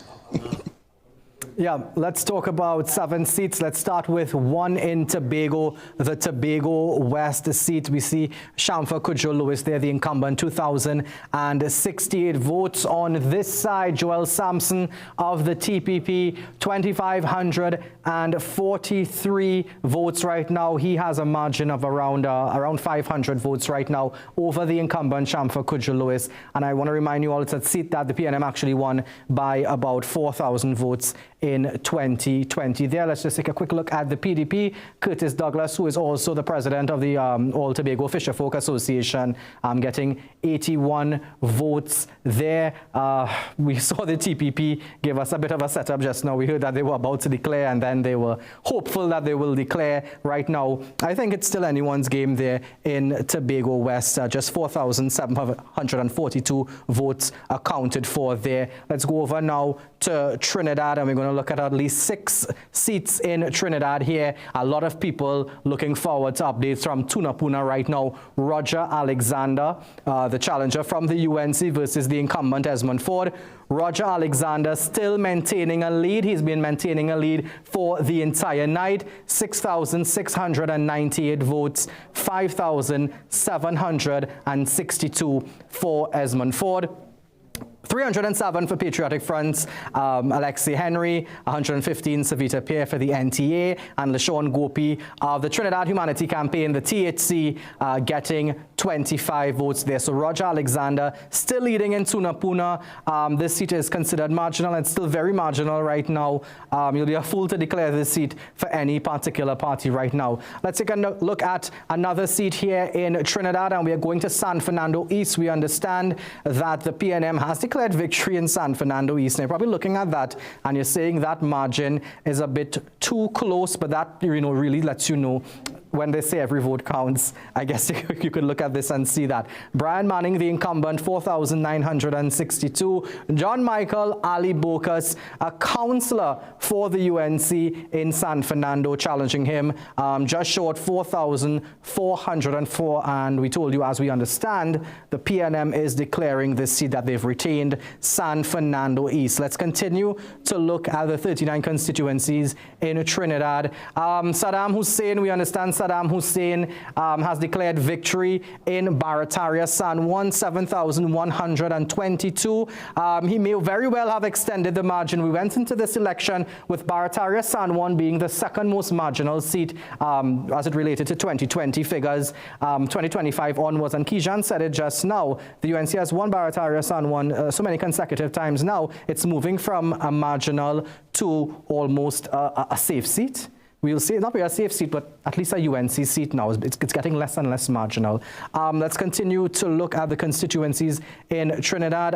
Dave Tanku, Faizabad, extending his lead against Karen Khan, a very handsome lead. They have about 5,000 votes, 8,841, compared to Karen Khan's 3,270. I want to go to Aruka Lupino soon because we haven't had a look at Aruka Lupino, and there was an interesting dynamic in Aruka Lupino because remember the Jack Warner, formerly of the ILP, thrown his support behind the UNC's candidate, and we understand that she is still trailing in that constituency, not by much, but she is still behind the incumbent Marvin Gonzalez there in Lupino, well, former Lupino Borneo West, now Aruka Lupino. But we want to take you to Kamla Prasad-Bissessar right now. She's in some really good spirits right now. But before we do that again, Claxton Bay. Claxton Bay, we have Hanson Narayan Singh. Claxton Bay considered by some marginal, formerly the Pointe-a-Pierre seat, 9,209 votes to Hanson Narayan Singh. That seat belonged to David Lee, and he was moved to Caroni. And Mukesh Ram Singh, 4,602. They may very well declare that seat right now if they haven't done so already. So I believe we have Kamla Prasad-Bissessar. Let's hear from the UNC's political leader.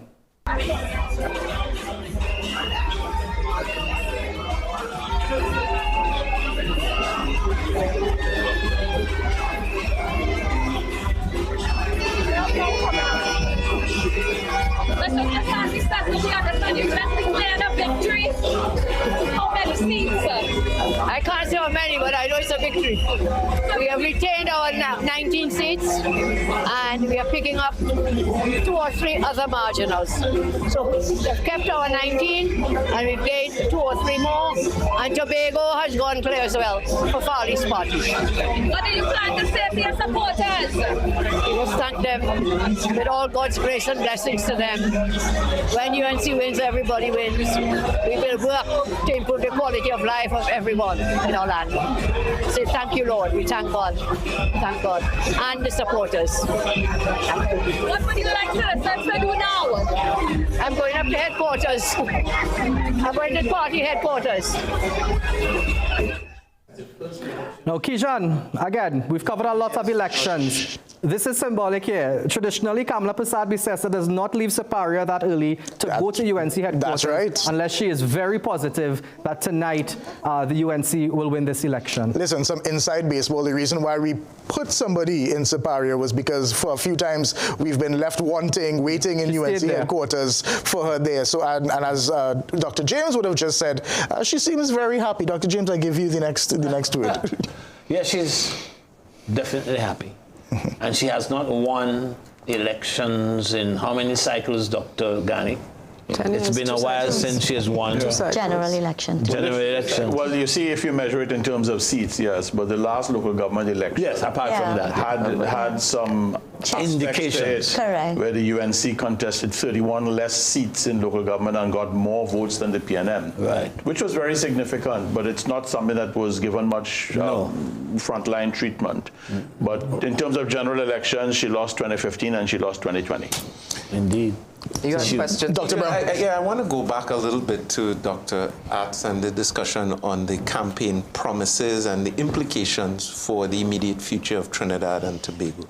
I see a bit of an interesting formula here where now to gain office, you really have to, as the UNC would have demonstrated if they succeed tonight, to make some extreme commitments, because that's what they were to the population. It wasn't with any nuance. This is what we do. We would start from X, Y, and Z.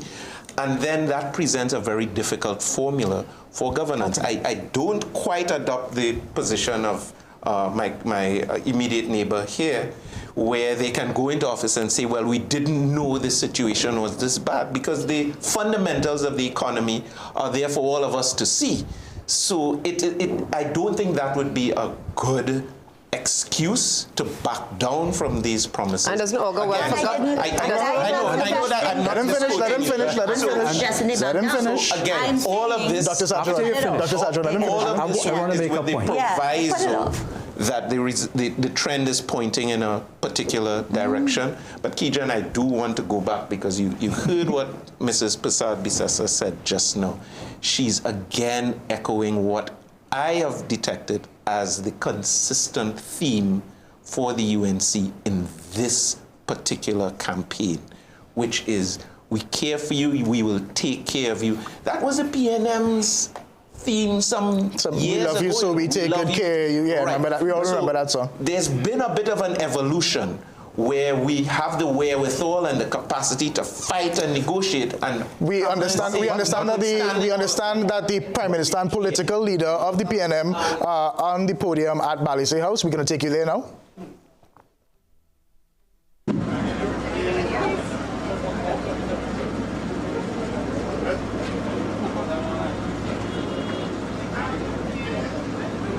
Still talking there. It says. You all ready? Yeah. Okay, very good night to you, ladies and gentlemen. I am here at Balisay House with my colleagues, Chairman of the party, Stuart Young, Prime Minister of Trinidad and Tobago. I have on my left Deputy Political Leader, Ranson Onan, who was the campaign manager. And I have here the Mayor of Port of Spain, Alderman Chinua Alin.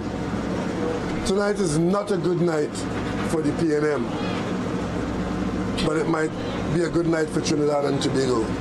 From all reports, we have conducted an election. Things have gone very well with the processes. The results are coming in now. And from what we have coming into Balisay House, it is clear at this time that we have lost the election. So this press conference is what we do.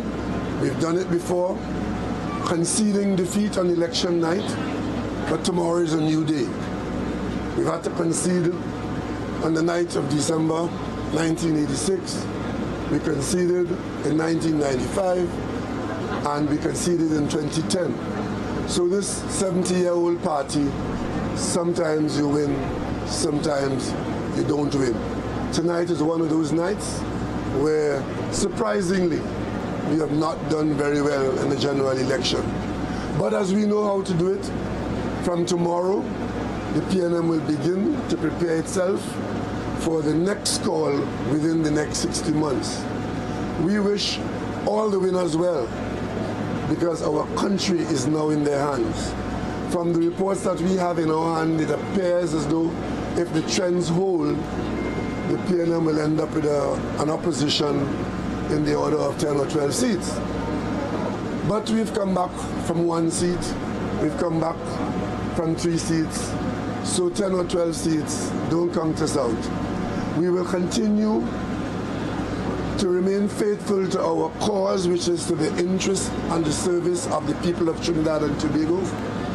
The elections are over, changes will be made, promises to be kept, reviews to be done, rejuvenation to be had. One thing we're happy about is that the PNM will move expeditiously towards its new status as the opposition. The General Council will meet on Wednesday and will direct the elected members of the House as to who should be supported for the position of opposition leader. That is a position that we have held before, and even from there, we provide yeoman service to the people of Trinidad and Tobago.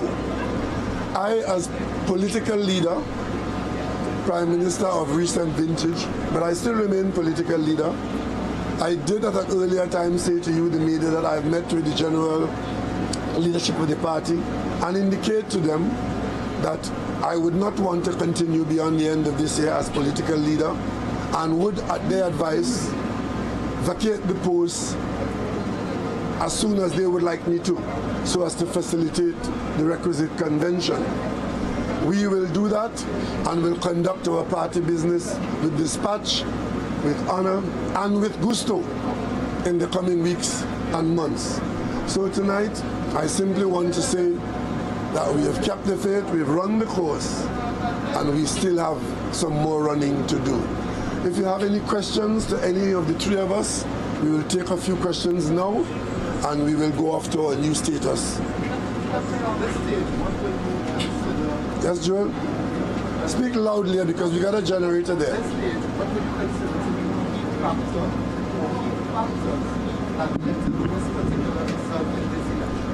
Well, I think the population has chosen. One of the things that we have to be proud about is that in our system of governance, the management is chosen by the population. We went out there and competed for the position, and the population clearly, from Tobago to Point 14, the population has chosen the package of promises made by our political opponents. We can't argue with that. We put a package on the table. We put a direction on the table. We had a record behind us of the last 9.5 years. The population has chosen the package of promises. We said that we were a rejuvenated team offering, a new direction, a new chapter. The population chose those persons who they knew before, and on the basis of their past performance, they have been given the government again. We cannot argue with that. We are not going to argue with the electorate. As my grandmother has taught me, if good comes, it comes for all of us. And if bad comes, it comes for all of us. So while tonight at Balize House there is no rejoicing as we expected to, we are not despondent. We have not been here for 70 years by holding our heads down. As Mandela said, the problem is, and the shame is, when you go down, not to get up. The PNM has demonstrated when we are down, we come back with a vengeance. And 2025 will be no different. Media members only. We have a question over here. Who will the opposition leader? That will be determined on Wednesday at Balize House. Dr. Oli, is there anything, you see hindsight is 2020, is there anything you would have done differently? I mean, going as far back as your resignation to now, is there anything at all you think the party could have done differently? At this stage, of course, if we've lost, we didn't do what the electorate wanted, or we didn't have what the electorate wanted. But that is the system. Those who are going into office, they're not going forever. They're going for a specific period of time. And we now have to reflect on what we have, who we are, what we offer, and get ready for the next outing. Dr. Rowley, you resigned as Prime Minister, but as PNM political leader, do you take personal accountability for this election? My party contested the election, the People's National Movement. I was leader of the party. I was involved, and the political leader is still the leader of the party.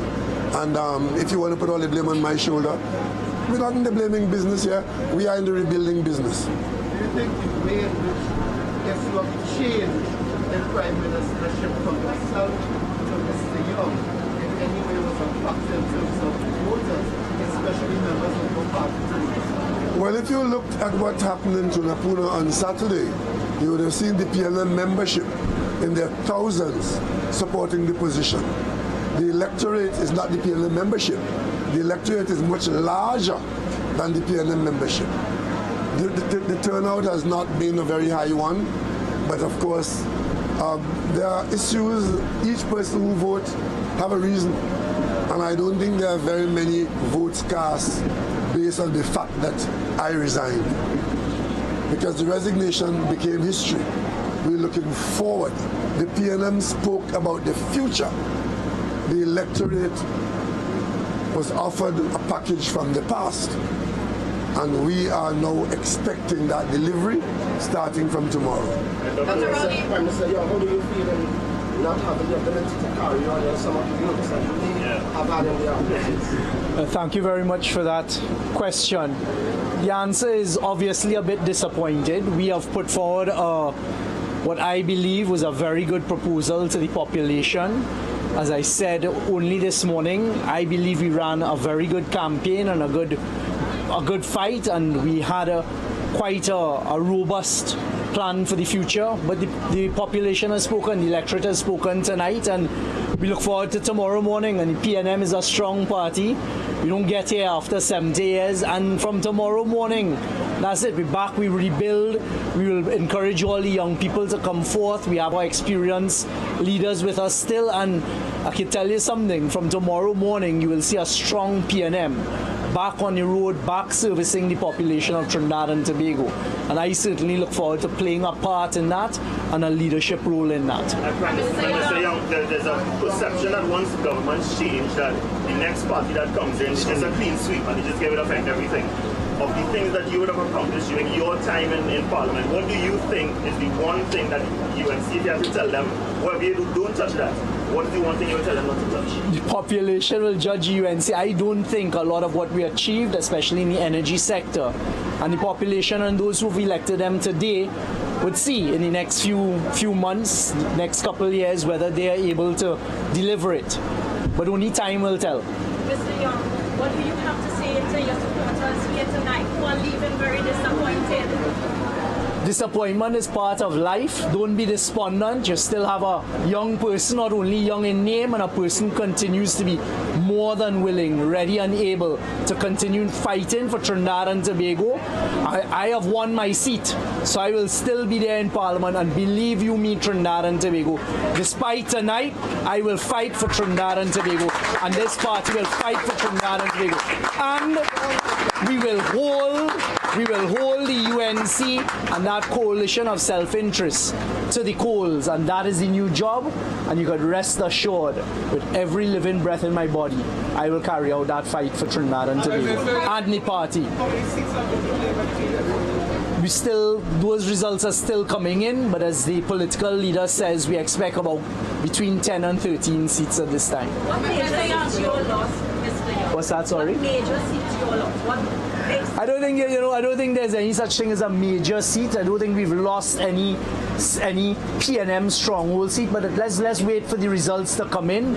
As we all know, there are about 7 marginals here, and you have the 2 Tobago seats. So let's wait for the final results. The point is, once again, the PNM on principle has come forward. We are not dragging the country along, and we have come and we've declared a loss, and we're prepared. From tomorrow morning, we rebuild the party. All young people, you all still come on board, come and join us, and we carry on the fight for Trinidad and Tobago, albeit in a different position. Mr. Young, we understand, well, the initial reports are that PNM has lost Tobago. Your thoughts on, because they said it's in the promises and that kind of stuff that they would have made. What are your thoughts on losing Tobago? That I hope for Tobago's sake, what they have elected tonight manages to deliver whatever has been promised to them. But as I say, the PNM will continue. We have 2 great young leaders in Tobago who led the charge. They were parliamentarians for the last 2 terms. And we will rebuild. As the political leader said before, this is not the first time the PNM has to rebuild. And one thing you see for sure, every time we rebuild, we come back stronger and with a lot more.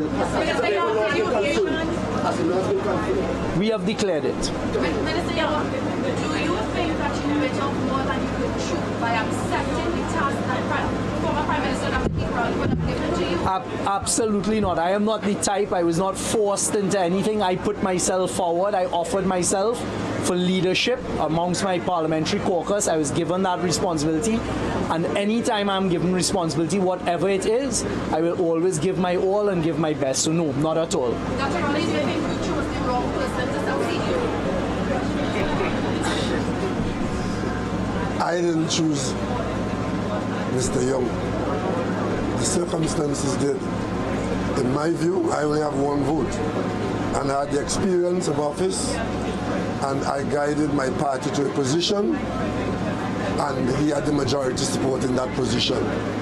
He came to the electorate chose somebody else as Prime Minister. Leader of the PNM is now a different story. And even though tonight is not the result we were looking for, I see very many good possibilities in what we have done. So I have no regrets in supporting him as he offered himself as the best prepared person for the post of Prime Minister. But at the end of the day, the decision lies with the national population. Mr. Young, yes? Allegations of inducement being offered by the UNC to buy voters. What are your thoughts on that? I think they're more than allegations, but again, the PNM's way is not to delve into throwing accusations and allegations. I can tell you on my phone all day, it was very, very busy. We had legal teams in each constituency. I was following it very closely. And it was very disappointing, some of the behavior that can be attributed to other parties. And I'll just leave it at that. And one thing I'll ask Trinidad and Tobago, learn the lessons that need to be learned, because very often when people lead you down that garden path, it is very, very difficult to come back from that. And if that behavior that was described to me today, if only half of it is true, then I'm worried that that must never take root in Trinidad and Tobago. But we are not the sour grapes type. Thank you. We don't. What we're doing here, we are conceding defeat globally. We do not have final figures for any constituency. We have some preliminary numbers that indicate that we've lost seats. We have seen trends that indicate that we are not likely to win those seats. We have some figures with some outstanding polling divisions to come in. We are sufficiently knowledgeable about those polling divisions historically to know that we will not be able to overcome the challenges ahead of us in the particular constituencies. So what we are doing here, we know that we have lost the election. But to tell you which seat and by what margin and which number, we can't do that now. In a matter of a few hours, some hours, when the numbers come in from the EBC, those answers will come. Dr. Rowley, there's a perception that you went out on top when you resigned as Prime Minister. But now, the political party that you lead, you've lost this election. How do you think this loss will impact your time? I have no time. My time has ended. The only thing I'm doing now is getting ready to hand over the political leadership. But your time as political leader, how do you think this loss impacts it or affects it? Well, when you contest, whether it is cricket, football, election, being second is a possibility. Somebody else could always win. That's why they call it a contest. Dr. Rowley, do you wish that you had been a little bit more involved in terms of, going on the political platform more often with your successor? No. I think I supported my colleagues. I didn't want to be overly involved because you yourself would have been saying that I am in fact, how were you going to put it? You were going to say that I am Young is Rowley 2.0. Yeah, you were going to be saying that Young had the crown, but I had the throne. That wasn't what I wanted. As a member of the party and as political leader, I came out in a measured way to provide support to the team, and I have no regrets about that, and I think I did as much as I could have done.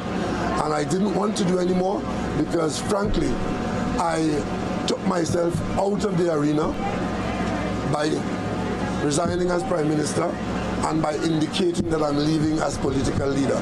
After 40-odd years, that was my decision, and I hope that you will accept it for what it is. Thank you all very much. Wow. Well, there you have it. time of defeat called around 10:15 p.m. The PNM has conceded, and the United National Congress will become this country's next government for at least the next 5 years. Just to qualify what Dr. Rowley said there, just take a look at the map, which is a graphical representation. Of course, we haven't filled in all of the colors there, but what we can tell you all, Dr. Rowley and the PNM predicting they won between 10 to 13 seats. We'll sort that out a bit later, but there will be 3 parties in the parliament. The next parliamentary term, there will be 3 parties in the parliament. That hasn't happened for a little while. But you know, speaking with UNC people on the ground and part of the UNC executive and their campaign team, they would have told you that they were actually expecting what they called a national sweep. Whenever you spoke with them, they'll say, off record, we're expecting a national sweep. And that seems to have happened here. When we went to the UNC rallies, we felt the reporters, all of us would talk about it in the newsroom, where we felt a different sort of energy on the ground, and right now we can see what's happening at the UNC headquarters. But you felt a bit of a renewed energy in the UNC, and they'll be taking over the country now, and I hope their slogan was, when they win, everyone will win. We'll be holding them to that, you know. If everybody doesn't win, they'll have to hear from us. But a lot of questions now to be answered. Who will become the political leader of the PNM? Who will be the opposition leader? And did Dr. Rowley make a huge blunder with the way he handled the handing over of that Prime Minister title over in Tobago and the controversy that came out of that? Of course, our analysts will speak to that a bit when we come back. Don't forget Kamla Prasad-Bissessar at UNC headquarters along Mulchan-Siuchan Road. She left Siparia a little while ago. We anticipate what will be her victory speech in a little bit, but stay with us, folks.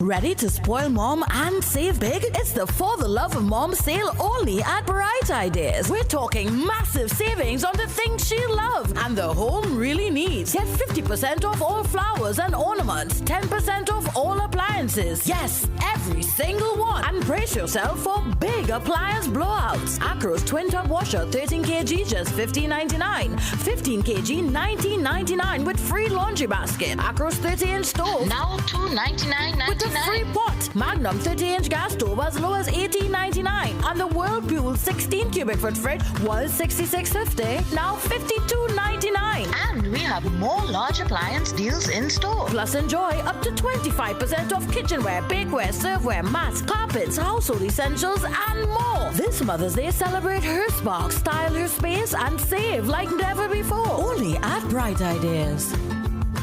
Tonight, as the nation waits, know that at Standard, you've always made the right choice. We believe everyone deserves a beautiful, comfortable home. At Standard, we bring you the best deals for everyday living. Appliances, furniture, electronics, because at Standard, when it comes to price, nobody beats us.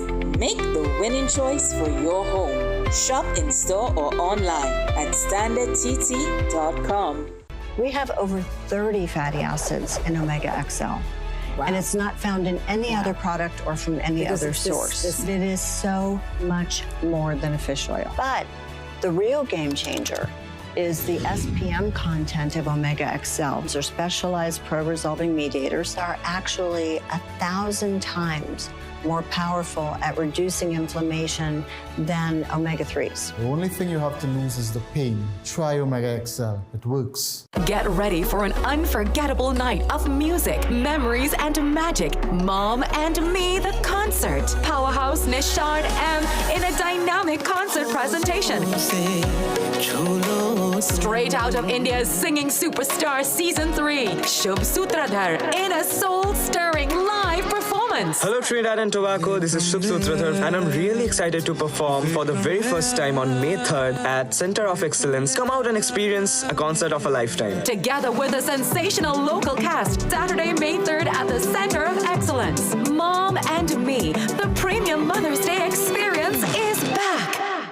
It's Extra Foods Plenty for 20 Back to School Bonanza. Gather apples 10 for $20. Fruit Cool Kids 8 for $20. Rosemont Chicken Vienna Sausages 4 tins for $20. Burdick's Chicken Franks 2 for $20. Swiss Spaghetti 3 packs for $20. Kirkland Chewy Granola Bars 8 for $20. Swiss Peanut Butter $20. Europe Fries 1 kilogram $20 a pack. And so much more. Plus, check us out on Facebook, Instagram, and TikTok for even more specials. Extra Foods. Always extra for less.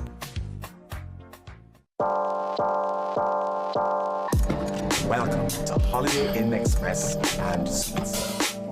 Do enjoy, Stacey. You want some coffee?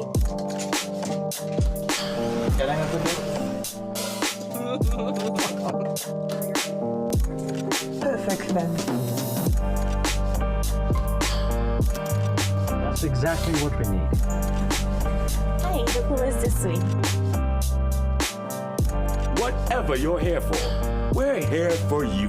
Stay smart at the Holiday Inn Express and Suites.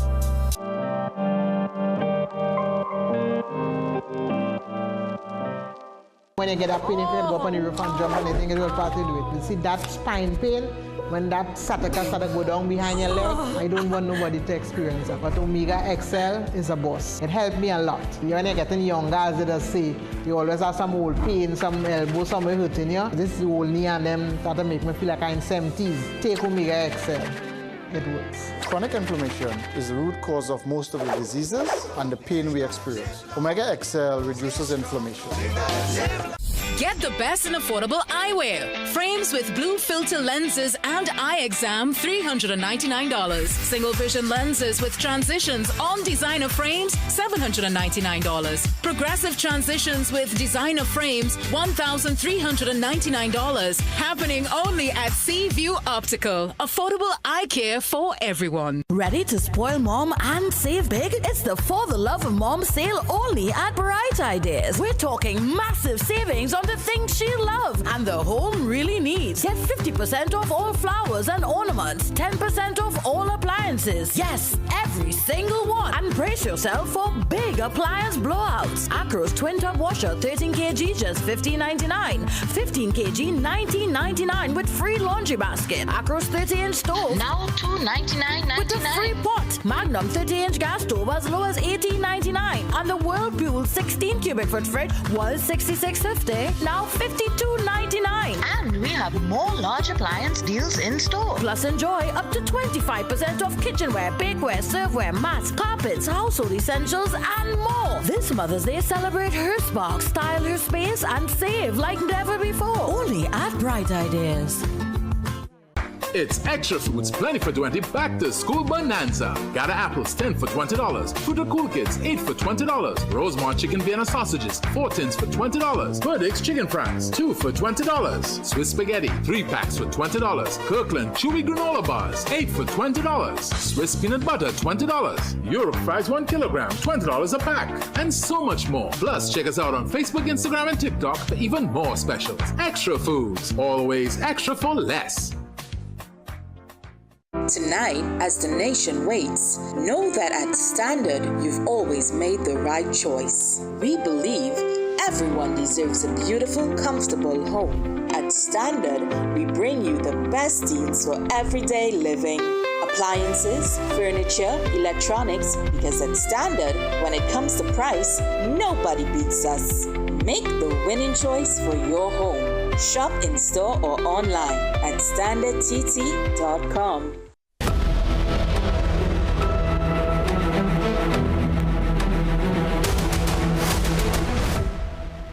Well, Trinidad and Tobago has spoken. The PNM has conceded and the UNC will take power. And for the first time since Jack Warner would have won his ILP seat, we're going to have we're looking at three parties in the parliament, in the lower house. But does it even matter? Because if the UNC, if the numbers that we are getting are right, if the UNC does have that 27, well, they could fall out, they could love each other, they could do whatever they want because they do not need that support from the TPP. So there's got a lot of interesting times ahead. What we understand is the celebrations have already begun at UNC headquarters, and that's where Jesse Ramdeo takes us now.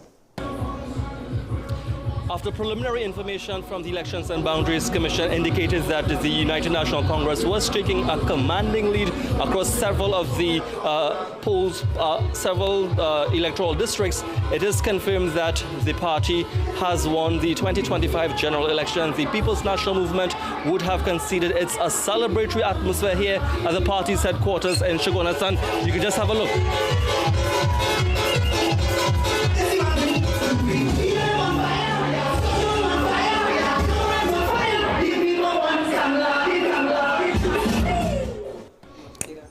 So you're seeing those shots at UNC headquarters. We're going to try to stay there as long as we can. But in the meantime, Professor Hamid Ghani, well, too close to call. Certainly not tonight.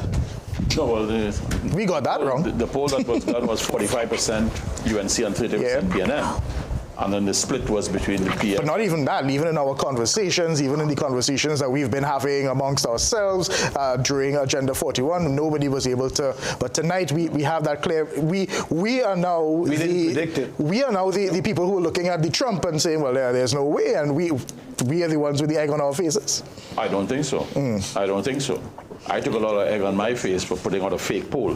So let's start with let's start. So that can be wiped off now. The reality is that what we are seeing here tonight is a situation in which the UNC has managed to rebrand and reimage itself. Kamla Prasad-Bissessar has done likewise. And she had been written off as politically dead a long time ago. And this is what it looks like. It reminds me of Donald Trump coming back to the White House. But more than that, even within the party, Kamla Prasad-Bissessar now has within her ranks some of the most loyal, I don't want to say fanatic, but we could use that word, fanatic, sycophantic. Kamla Prasad-Bissessar not only has the mandate of the country, but she definitely has it of her party right now. Yes, and one of the things that we have to look at that helped to cause this was what happened on the other side with the PNM, having two leaders, and you saw two leaders addressing the country tonight. That strategy failed miserably, and that must be owned by Dr. Rowley, because he force-fed Stuart Young on the party, and the country got indigestion, and this is what has happened tonight. This is what has happened tonight. Dr. Brown, you were saying during the break that if they had won, it would have been the greatest thing. So let's get Dr. Brown to respond to that. Yeah, so first of all, coming off of what was just said at Balize House, there's a clear indication and concession. I think we should also extend congratulations, I would do so on my part, noble of you, to the United National Congress and Kamla Prasad-Bissessar for a very strong showing at the polls. Agreed. As a party and as a country that respects democracy, the people have spoken. And that has to be respected as we move forward. At the same time, I would want to extend congratulations to the TPP for, at worst, a very strong showing in Tobago, and we still have to wait on the final results. But clearly there's a prospect that for the first time, the TPP may take a seat in the lower house of Parliament. So, no. But I want to agree to a certain extent that this may be a reward for the promises and the euphoria of the campaign, but at the same time, it's an opportunity for some introspection. It should be on the part of a party that has lost significant ground. And the PNM has demonstrated such maturity in the past. It is my anticipation that that maturity will be demonstrated internally, which may result and be rewarded in the long term with restoration to a position of strength. We've fallen a long way on this occasion. Okay, so before we go back to UNC headquarters, Rodney Charles, did you jump ship too soon? Not at all. My position is clear. I believed in a generational transfer of leadership, Trinidad and Tobago, in line with what is happening globally. We have it in Grenada, we have it in Tobago, we have it in Singapore. I'm seeing Kamla Prasad-Bissessar. I'm seeing Ian Allen behind her. And I stand by that position. You know, we're losing that fever. We're going to wait to get it. How old is she? Well, 73. 73. Just doing something. Let's finish your thought until we get that feedback. Yes, so that what has happened to, and let me join with Dr. Brown in congratulating Ms. Kamla Prasad-Bissessar. We have to be big people. Democracy has spoken. Well, there was no issue that we shouldn't. We have to also congratulate the Tobago.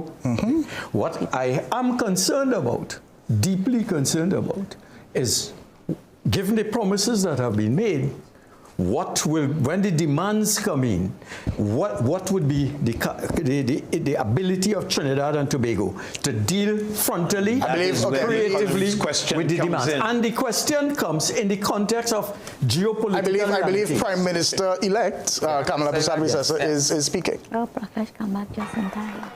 When God says yes, nobody can say no. I want to thank our coalition partners joined with us for us to secure this victory. So can we give them a round of applause? United Coalition of Interests.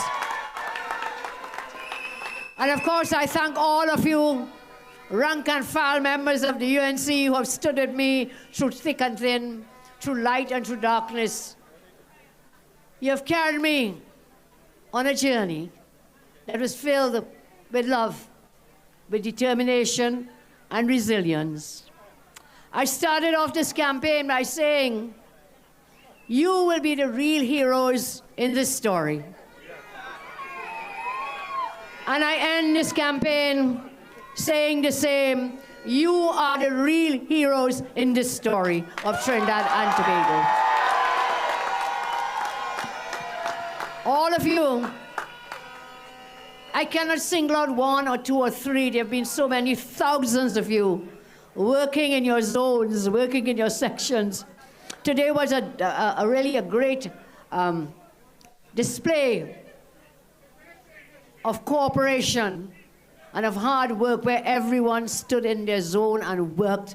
Whether the seat was Siparia, whether the seat was St. Joseph, whether it was Tunapuna, whichever seat it was, we had teams and teams of activists and people working every single seat. And so they did so well. All of you, thank you for showing up. Thank you for staying on the course and believing in our great party. Thank you, TNT. I say thank you for your support during this campaign. Thank you for your confidence for a better TNT. And for letting the world know that we, the people, have the real power in Trinidad and Tobago.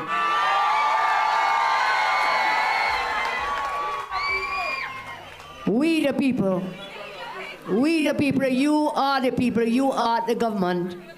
Not the fake elites, not the financiers with all their money, but the real people of Tobago who have toiled and kept faith that you deserve better. This victory is for the senior citizens to keep their pensions. This victory is for public servants to get their rightful salary increases. This victory is to reopen the Children's Hospital. This victory is to reopen Petrotrin. This victory is to once again give laptops to our children. This victory is to create over 50,000 jobs. And so, the victory is yours. Now that the UNC has won, everybody wins.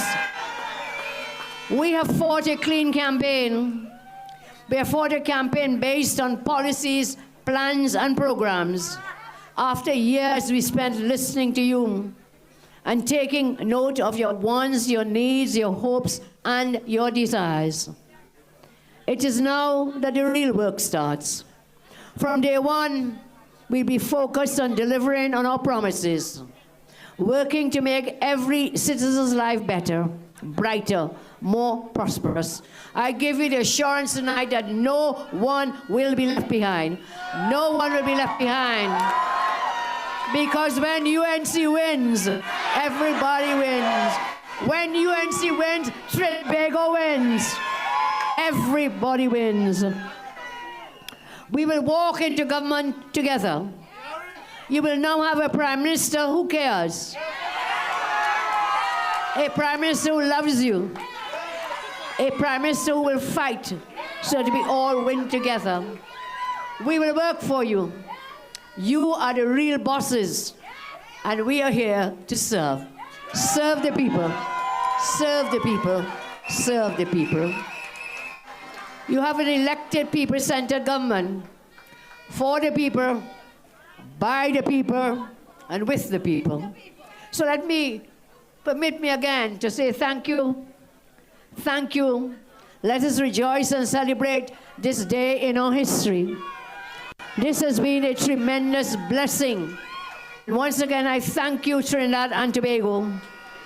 We will be with you every step of the way over the next 5 years and beyond.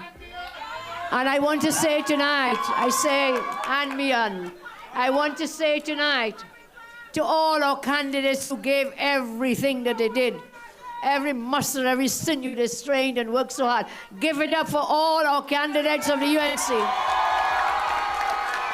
Give it up for the candidates of the coalition of interests.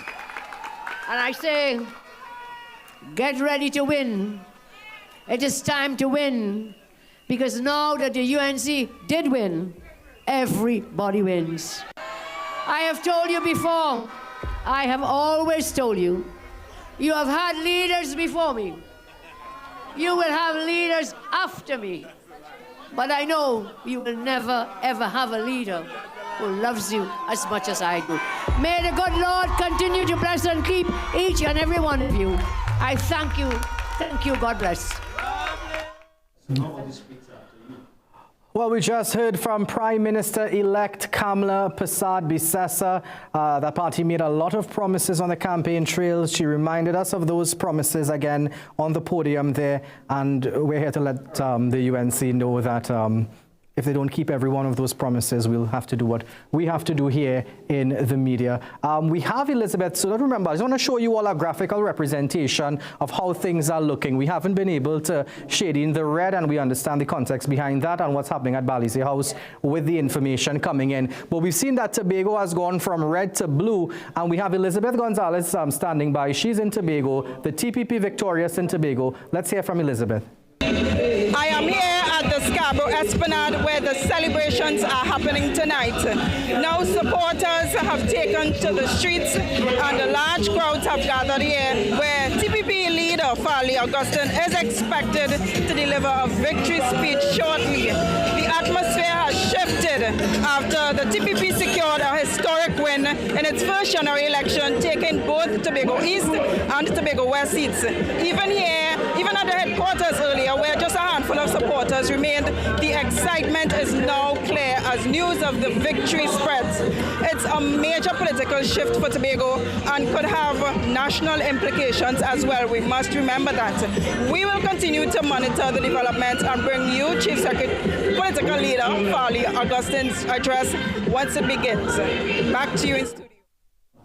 Thank you very much for that update, Elizabeth. Over there in Tobago, we are seeing the jubilation coming from the TPP camp, their fledgling party coming out of the PDP after the PDP being so victorious at the THA elections, and now the PDP taking over from that PDP. They're the main hitters from the PDP, going over to the TPP, victorious tonight. And before we go to a commercial break, I just want to remind you all, it's something that occurred to me about a couple minutes ago. This continues the trend that the PNM has not won a snap election that it has initiated in this country's history. Let's take a break.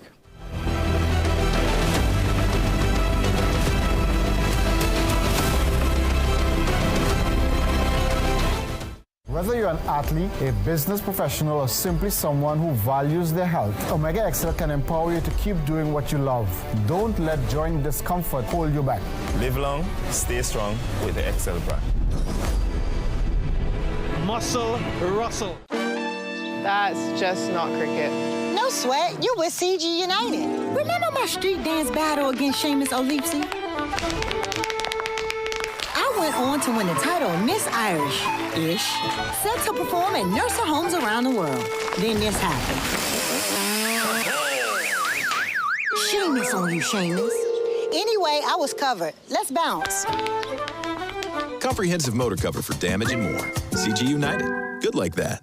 Ready to spoil mom and save big? It's the For the Love of Mom sale only at Bright Ideas. We're talking massive savings on the things she loves and the home really needs. Get 50% off all flowers and ornaments, 10% off all appliances. Yes, every single one. And brace yourself for big appliance blowouts. Acro's twin tub washer, 13 kg, just $15.99. 15 kg, $19.99 with free laundry basket. Acro's 30-inch stove, now $299.99. with the free pot. Magnum 30-inch gas stove as low as $18.99. And the Whirlpool 16 cubic foot fridge was $66.50, now $52.99. And we have more large appliance deals in store. Plus enjoy up to 25% off kitchenware, bakeware, serveware, mats, carpets, household essentials, and more. This Mother's Day, celebrate her spark, style her space, and save like never before. Only at Bright Ideas. Get the best in affordable eyewear. Frames with blue filter lenses and eye exam, $399. Single vision lenses with transitions on designer frames, $799. Progressive transitions with designer frames, $1,399. Happening only at Seaview Optical. Affordable eye care for everyone. Inflammation is one of the worst things that can accumulate in the body. I have been through metformin, diamicron, and anapril, and I also take the Janumet 500. The diabetes was uncontrollable. With the Omega, I feel good in the morning. The pain in my feet is not there anymore. My sugar level even went down. Chronic inflammation is the root cause of most of the diseases and the pain we experience. Omega XL reduces inflammation. Try Omega XL and the other products that go alongside with it. Okay, I see you. Okay, let me see you, Cherry Hill. Yeah, now take it back. Let me see you rock off, shake off, shake off. Let me see you rock off, rock off. Let me see you kick right, now kick left, now step forward, now step back. Lucozade, bring the energy. It's Extra Foods Plenty for 20 Back to School Bonanza. Gather apples 10 for $20. Fruit Cool Kids 8 for $20. Rosemont Chicken Vienna Sausages 4 tins for $20. Perdix Chicken Franks 2 for $20. Swiss Spaghetti 3 packs for $20. Kirkland Chewy Granola Bars 8 for $20. Swiss Peanut Butter $20. Europe Fries 1 kilogram $20 a pack. And so much more. Plus check us out on Facebook, Instagram, and TikTok for even more specials. Extra Foods, always extra for less. Ready to spoil mom and save big? It's the For the Love of Mom sale only at Bright Ideas. We're talking massive savings on the things she loves and the home really needs. Get 50% off all flowers and ornaments, 10% off all appliances. Yes, every single one. And brace yourself for big appliance blowouts. Acro's twin tub washer, 13 kg, just $15.99. 15 kg, $19.99 with free laundry basket. Acro's 30-inch stove, now $299.99. with the free pot. Magnum 30-inch gas stove as low as $18.99. And the Whirlpool 16 cubic foot fridge was $66.50, now $52.99. And we have more large appliance deals in store. Plus enjoy up to 25% off kitchenware, bakeware, serveware, mats, carpets, household essentials, and more. This Mother's Day, celebrate her spark, style her space, and save like never before. Only at Bright Ideas. It's Extra Foods Plenty for 20 Back to School Bonanza. Gather apples 10 for $20. Fruit Cool Kids 8 for $20. Rosemont Chicken Vienna Sausages 4 tins for $20. Perdix Chicken Franks 2 for $20. Swiss Spaghetti 3 packs for $20. Kirkland Chewy Granola Bars 8 for $20. Swiss Peanut Butter $20. Europe Fries 1 kilogram $20 a pack. And so much more. Plus check us out on Facebook, Instagram, and TikTok for even more specials. Extra Foods, always extra for less. Whether you're an athlete, a business professional, or simply someone who values their health, Omega XL can empower you to keep doing what you love. Don't let joint discomfort hold you back. Live long, stay strong with the XL brand. muscle rustle. Get the best back-to-school specials at Southern Food Basket. Broccoli, $15.95 per pound. Sierra chicken nuggets, 275 grams, 3 for $29.95. Grill Master Burger patties, 5 pounds, $99.95. Happy Chow Mein, 1 pound, 2 for $19.95. Swiss macaroni and spaghetti, 400 grams, 3 for $18.95. Richport vegetable oil, 3 liters, $39.95. Easy Wrap foil, 25 feet, 2 for $19.95. Chubby 3 cases, $110. Richport tuna flakes, 3-pack, $14.95. Biscram 40 grams, 5 for $9.95. Available at Southern Food Basket, St. Charles Village, Princestown, SS Erin Road, Pinal, Southern Main Road, Point Fortin, and Coffee Street, San Fernando. Offers available while stocks last.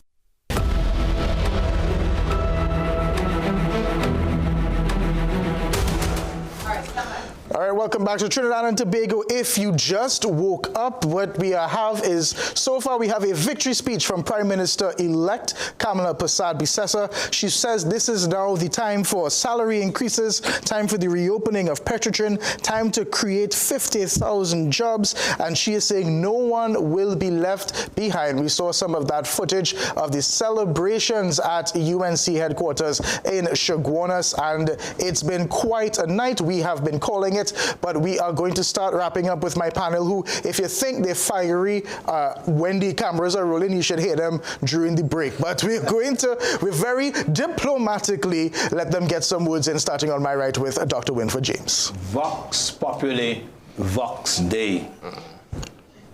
The voice of God is the voice of people is the voice of God for if you're Latin, you're not up on your Latin. But put it in Latin. Keep it in Latin. Keep it in Latin. Mm-hmm. Oh, that's it? Oh, okay, I take a little longer than that. I just want to say, I think the people have spoken. They've spoken against the PNM. They've spoken in favor, in this instance, of the UNC. I want to congratulate Mrs. Prasad-Bissessar and her team and her entire campaign. Tomorrow morning, though, election is now done. Tomorrow morning, we must focus on the issue of governance. And the two tasks are very different. And now we have to see how a new version of the UNC governs an economy that is extremely difficult. The task at hand is by no means meager. A lot of promises have been made, and therefore finding a means by which to deliver on those promises is even more important. So that is really what we need to see unfold, and I trust that minds, and very good minds, will be brought to bear to offer a new way, a better way for Trinidad and Tobago through this government. Dr. Brown. I want to wish the United National Congress and the incoming Prime Minister, Kamla Prasad-Bissessar, well. Because if they are able to succeed in any respect, that's to the benefit of Trinidad and Tobago. I also want to wish my own party, the People's National Movement, well, because the country also needs a strong opposition. Democracy is founded on both, and clearly we have some work to do in that regard. It's a case of accepting the results and finding strength in the messages that the population would have sent us. It's always an opportunity to improve our offering for the next time around. One country, united, let's move forward, and let's always put our best foot, our shoulder to the wheel for Trinidad and Tobago. That's my message. Diplomatic as usual. Rodney Charles. I think what we witnessed tonight is the population telling the leadership that you cannot impose your will on them. I think if we look at it from its wider perspective, we would see that it all started, I think, with the appointment of Stuart Young, and I think the way it was done, and I think a large percentage of our population felt that their views were not taken into consideration. I'm also concerned with this, in the context of this election, that a number of issues have been put on hold. Issues of economic diversification, food security, forex availability, income inequality, crime being put on hold with nice phrases like everybody gains and whatnot. And sooner or later, Trinidad and Tobago will have to deal with that issue of genuinely getting the population's concern, the concerns taken up seriously at the higher level, and outputs result from that in terms of policies that lead to our betterment. Malinats. Hi. I almost don't need to say anything after that. You put it so eloquently, but I want to join everyone in congratulating the incoming government. The road ahead is not easy. It is going to be fraught with challenges, from the fiscal responsibility. How do we close the fiscal gap? How do we move the country and the minds, inculcate in our country, in our people, the need for us to do things differently in terms of how do we prepare our next generation for the future, and how do we also navigate the geopolitical headwinds that will impact on Trinidad and Tobago, that will continue to impact on Trinidad and Tobago. So the coming days are going to be interesting, but Trinidad and Tobago forged from the love of liberty. So let's move forward and see how we can build a stronger and resilient Trinidad and Tobago. Professor. Well, I just want to start by congratulating Mrs. Prasad-Bissessar on what I think is one of the biggest political comebacks in the history of this country. She was written off, and it was said that she would never, ever see the doors of Whitehall again, and that has been proven wrong. The other thing is that Guardian Media's poll got it right. We had the UNC at 45% and the PNM at 30%, and I think what we're seeing on the ground here tonight is a reflection of that was done 2 weeks ago. That snapshot seems to have held. And the other thing is that I think at the end of the day, this election was a working class election, and class cuts across race. And what we have seen here tonight is the manifestation of what can happen. Once again, the trade unions have been the deciding factor. They were there in 2010 with the People's Partnership. They left the partnership. They went with the PNM in 2015. And now they've come back to the UNC in 2025, and they ought not ever to be underestimated. All right, I want to put one question before we go to break. Maybe if you all just want to do show of hands. In this iteration of a UNC government, they making it the full 5 years? Stability? Will the coalition survive? Yeah. I think so, and I think the Senate will play an extremely important role in that. And I think that the same thing was said in 2010.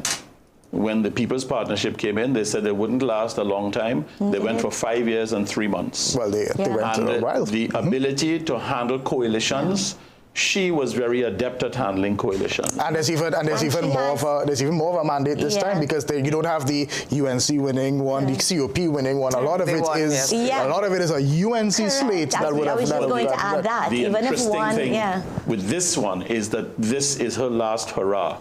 So that succession planning in the UNC is what is the next step. Do you think she might find herself in a position of Dr. Rowley, she is 73, Father Time speaks more than the electorate? No, well, I don't Does she have to figure it out? I don't think she would make the same mistake of trying to have a leader of the party and a leader of the government. Correct. That was a colossal mistake. Yeah. And the reality is that the president got bad advice from senior counsel, and the president made a bad decision, and tonight the PNM has paid for that. Yes. Let's put this one last time, if you want show of hands or a yes or a no. Does Kamla Prasad-Bissessar stay on as Prime Minister for 5 years? For the sake of Trinidad and Tobago, I hope she does. I think so. All right.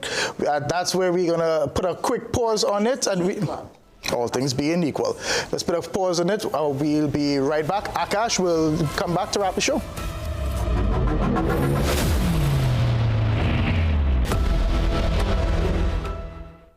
Do you suffer from pain in your back, knees, or joints and need effective pain relief? Get your life back with Omega XL, a natural, safe, anti-inflammatory supplement. This small soft gel has up to 22 times more omega-3 free fatty acids than fish oil and is backed by 30 years of clinical research. I can just tell you from my experiences, there's nothing like this Omega XL. Live the life you deserve and get the relief you need. Get Omega XL now at your local pharmacy. Whether wet or dry season, hazard speed strike without warning, causing you or your family to quickly evacuate. You may not have the time to grab the essentials. Be sure to have your grab-and-go bag in easily accessible locations. Here are the top 7 categories that should be included and tailored to your family's need. 1. non-perishable food items, water and utensils. 2. First aid kit and extra medication. 3. Personalized items. 4. Change of clothing and comfortable footwear. 5. Copies of important documents such as birth papers and certificates. 6. Cash and small bills. And 7. Tools, safety items and equipment. For more information on how to be ready, visit odpm.gov.tt. A message from the ODPM. Ready to spoil mom and save big? It's the For the Love of Mom sale only at Bright Ideas. We're talking massive savings on the things she loves and the home really needs. Get 50% off all flowers and ornaments, 10% off all appliances. Yes, every single one. And brace yourself for big appliance blowouts. Acro's twin tub washer, 13 kg, just $15.99. 15 kg, $19.99 with free laundry basket. Acro's 30-inch stove, now $299.99. with a free pot. Magnum 30-inch gas stove as low as $18.99. And the Whirlpool 16 cubic foot fridge was $66.50, now $52.99. And we have more large appliance deals in store. Plus enjoy up to 25% off kitchenware, bakeware, serveware, mats, carpets, household essentials, and more. This Mother's Day, celebrate her spark, style her space, and save like never before. Only at Bright Ideas. Your immune system is your first line of defense. Discover BioStrath Immune Health. BioStrath Immune Health is enriched with zinc, ensuring that your body stays resilient. BioStrath Immune Health. Get what you need naturally. It's Extra Foods Plenty for 20 Back to School Bonanza. Gather apples 10 for $20. Fruit of Cool Kids 8 for $20. Rosemont chicken Vienna sausages 4 tins for $20. Perdix chicken franks 2 for $20. Swiss spaghetti 3 packs for $20. Kirkland chewy granola bars 8 for $20. Swiss peanut butter $20. Europe fries 1 kilogram $20 a pack. And so much more. Plus check us out on Facebook, Instagram and TikTok for even more specials. Extra Foods, always extra for less. What are some of the benefits of Probiotics XL? What you would notice is it helps with regularity. It helps prevent gas, bloating, belching, all the annoying symptoms that people get in their tummies. It just makes people feel better. It's Extra Foods Plenty for 20 Back to School Bonanza. Gather apples 10 for $20. Fruit of Cool Kids 8 for $20. Rosemont chicken Vienna sausages 4 tins for $20. Perdix chicken franks 2 for $20. Swiss spaghetti 3 packs for $20. Kirkland chewy granola bars 8 for $20. Swiss peanut butter $20. Europe fries 1 kilogram $20 a pack. And so much more. Plus check us out on Facebook, Instagram and TikTok for even more specials. Extra Foods, always extra for less.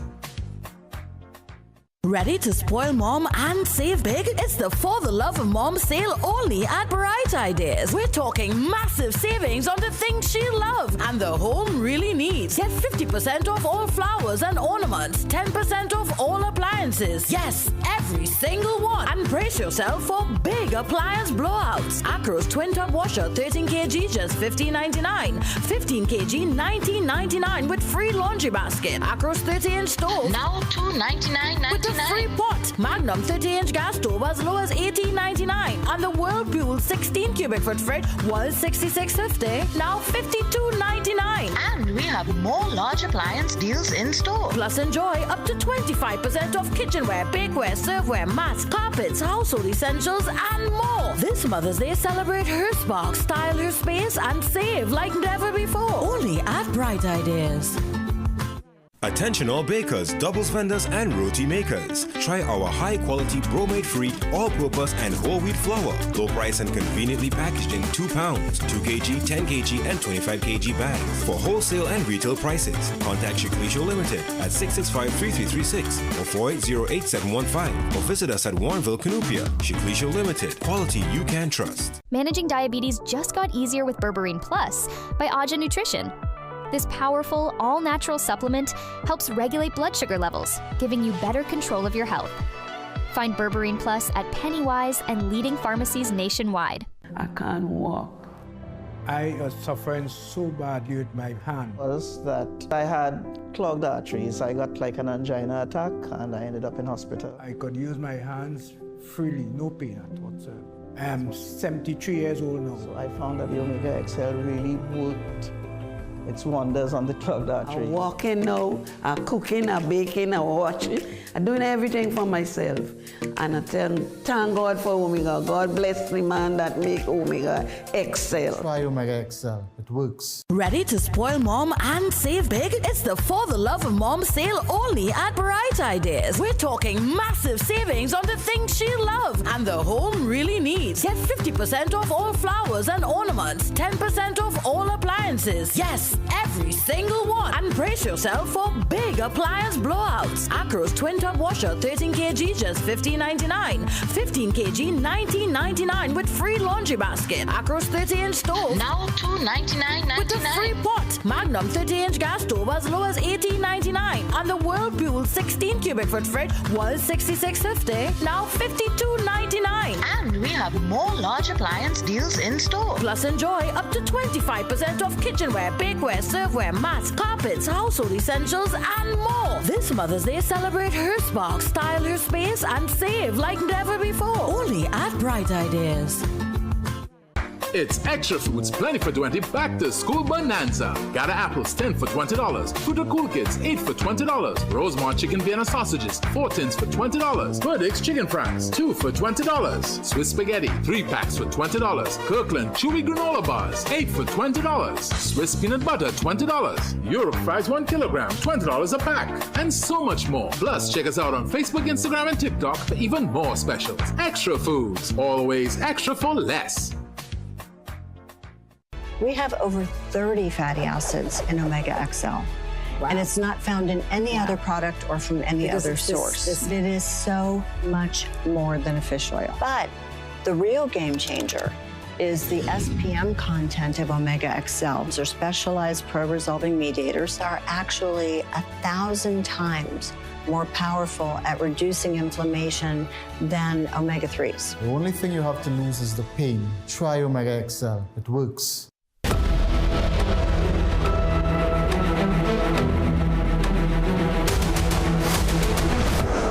Welcome back, Trinidad and Tobago. A nation has spoken. If you look at that map, it looks a lot like what we would have seen back in 2010.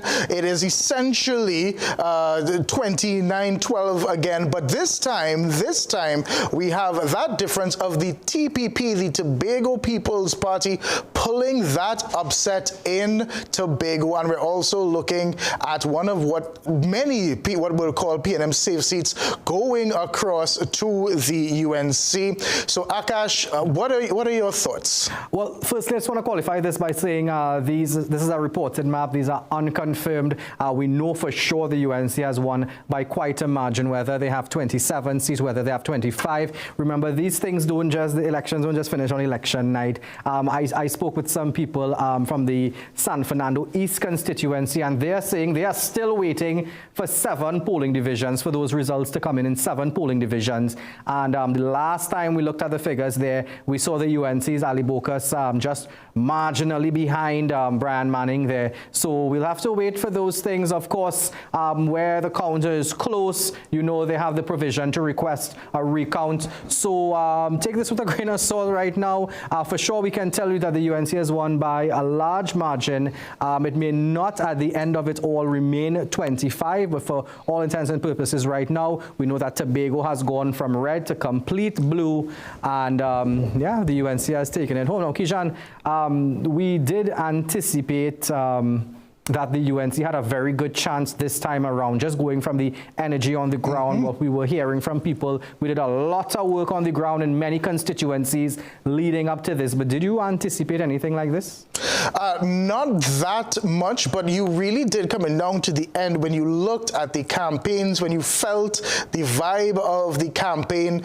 It reminded me of, I had followed the campaign when Mia Motley won in Barbados in 2018, and her opponent, the incumbent, Frundle Stewart, would speak, and there would be people falling asleep or walking out of the his campaign speeches, you did not get that vibe, that power, that energy out of the PNM camp. But on the flip side, you also didn't get the energy of a sweep. There was a vibe, and we talk about this all of the time. There was something different that happened in 2010. Like, you felt that. You felt it. This one, we did see a victory. We did see, maybe it was a close one, but maybe not the sweep, Akash. And Riley, our work doesn't stop here. Not at all. Our work there's a cabinet. just there's a cabinet. We need to find out firstly who will be Attorney General. Absolutely. And then from there they will expand. They propose some new ministries as well, so we'll have some new cabinet portfolios as well. She has a lot of people, as you said earlier, a lot of loyalists. Some people say that she brought with her into the lower house some characters as well. Everyone's waiting to see if they will get a ministry. Certain people that she brought in. Listen, and that Senate will be one to watch as well, because there are a lot of people who may not have gotten a seat in the lower house, but they stayed loyal. Maybe will they be rewarded? All smiles, Rudy, and they're saying behind her, one of those people, big smile on his face. That was the exact name that I was thinking of. Prakash Ramada, the COP did win a seat. He had a big smile on his face as well. Yep, so the Senate is definitely going to be one to watch as well. Will we see the return of people like Arnold Roberts back into the upper house, and maybe even in a ministerial position? We saw Ian Allen posting really in front and center. Does he get a cabinet spot, or does Crime Watch become now the arm of the government in terms of TV programming? So all of these things we wait to see. She definitely has a lot of people to keep happy and a lot of emotions to keep balanced over the next 5 years. It won't be very easy at all. We've seen what a coalition government has done before. There were a one-term government, and then the PNM came right back. Dr. Rowley said they've been here before. I think this is the first time he had to do a concession speech, but he said they've been here before, and you can't ever rule the PNM out 5 years from now. Now, the next thought we need to discuss is what happens to the PNM. Who will now be the opposition leader? We're not even still 100% sure who's won their seat, because those numbers, the PNM, as we were talking about, shut down. They closed up camp and they said everybody take their ball and go home. So we're not even 100% sure who's still there. We had put people like Stuart Young versus Stuart Young versus Foster Cummings on our front pages for so long. Foster Cummings not even in the lower house, so we wait to see what happens there. You said it earlier, we don't even know if Faris Al-Rawi is in the lower house, and we were seeing at the UNC camp in San Fernando West that they're declaring victory for Michael Dowler. We know for sure that Stuart Young becomes the Prime Minister, one of the shortest stints in the history of this country. Akash, it was a long night, and it was a pleasure having this discussion with you and the panelists, and you at home. Akash, you get to tell everybody good night. Thank you very much. I want to thank you all for staying with us. It was a short campaign. It didn't feel short for us. I'm sure it didn't feel short for you all. I'm sure you're all excited to go back to life as normal, and for your social media algorithms to go back to the things that you usually like. So, Tobago, good night.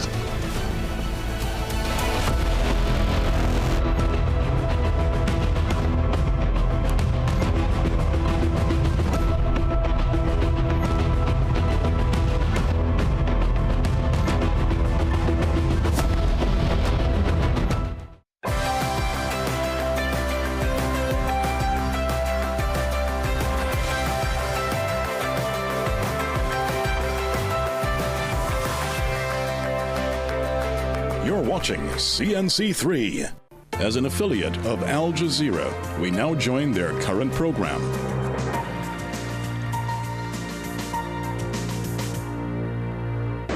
Originally formed by Brazil, Russia, India, China, and South Africa, the group has now expanded to 11 permanent members, representing half the world's population and a third of its economy. What binds them is support for multilateral institutions under pressure after the U.S. pulled back from international agreements and imposed unilateral trade tariffs.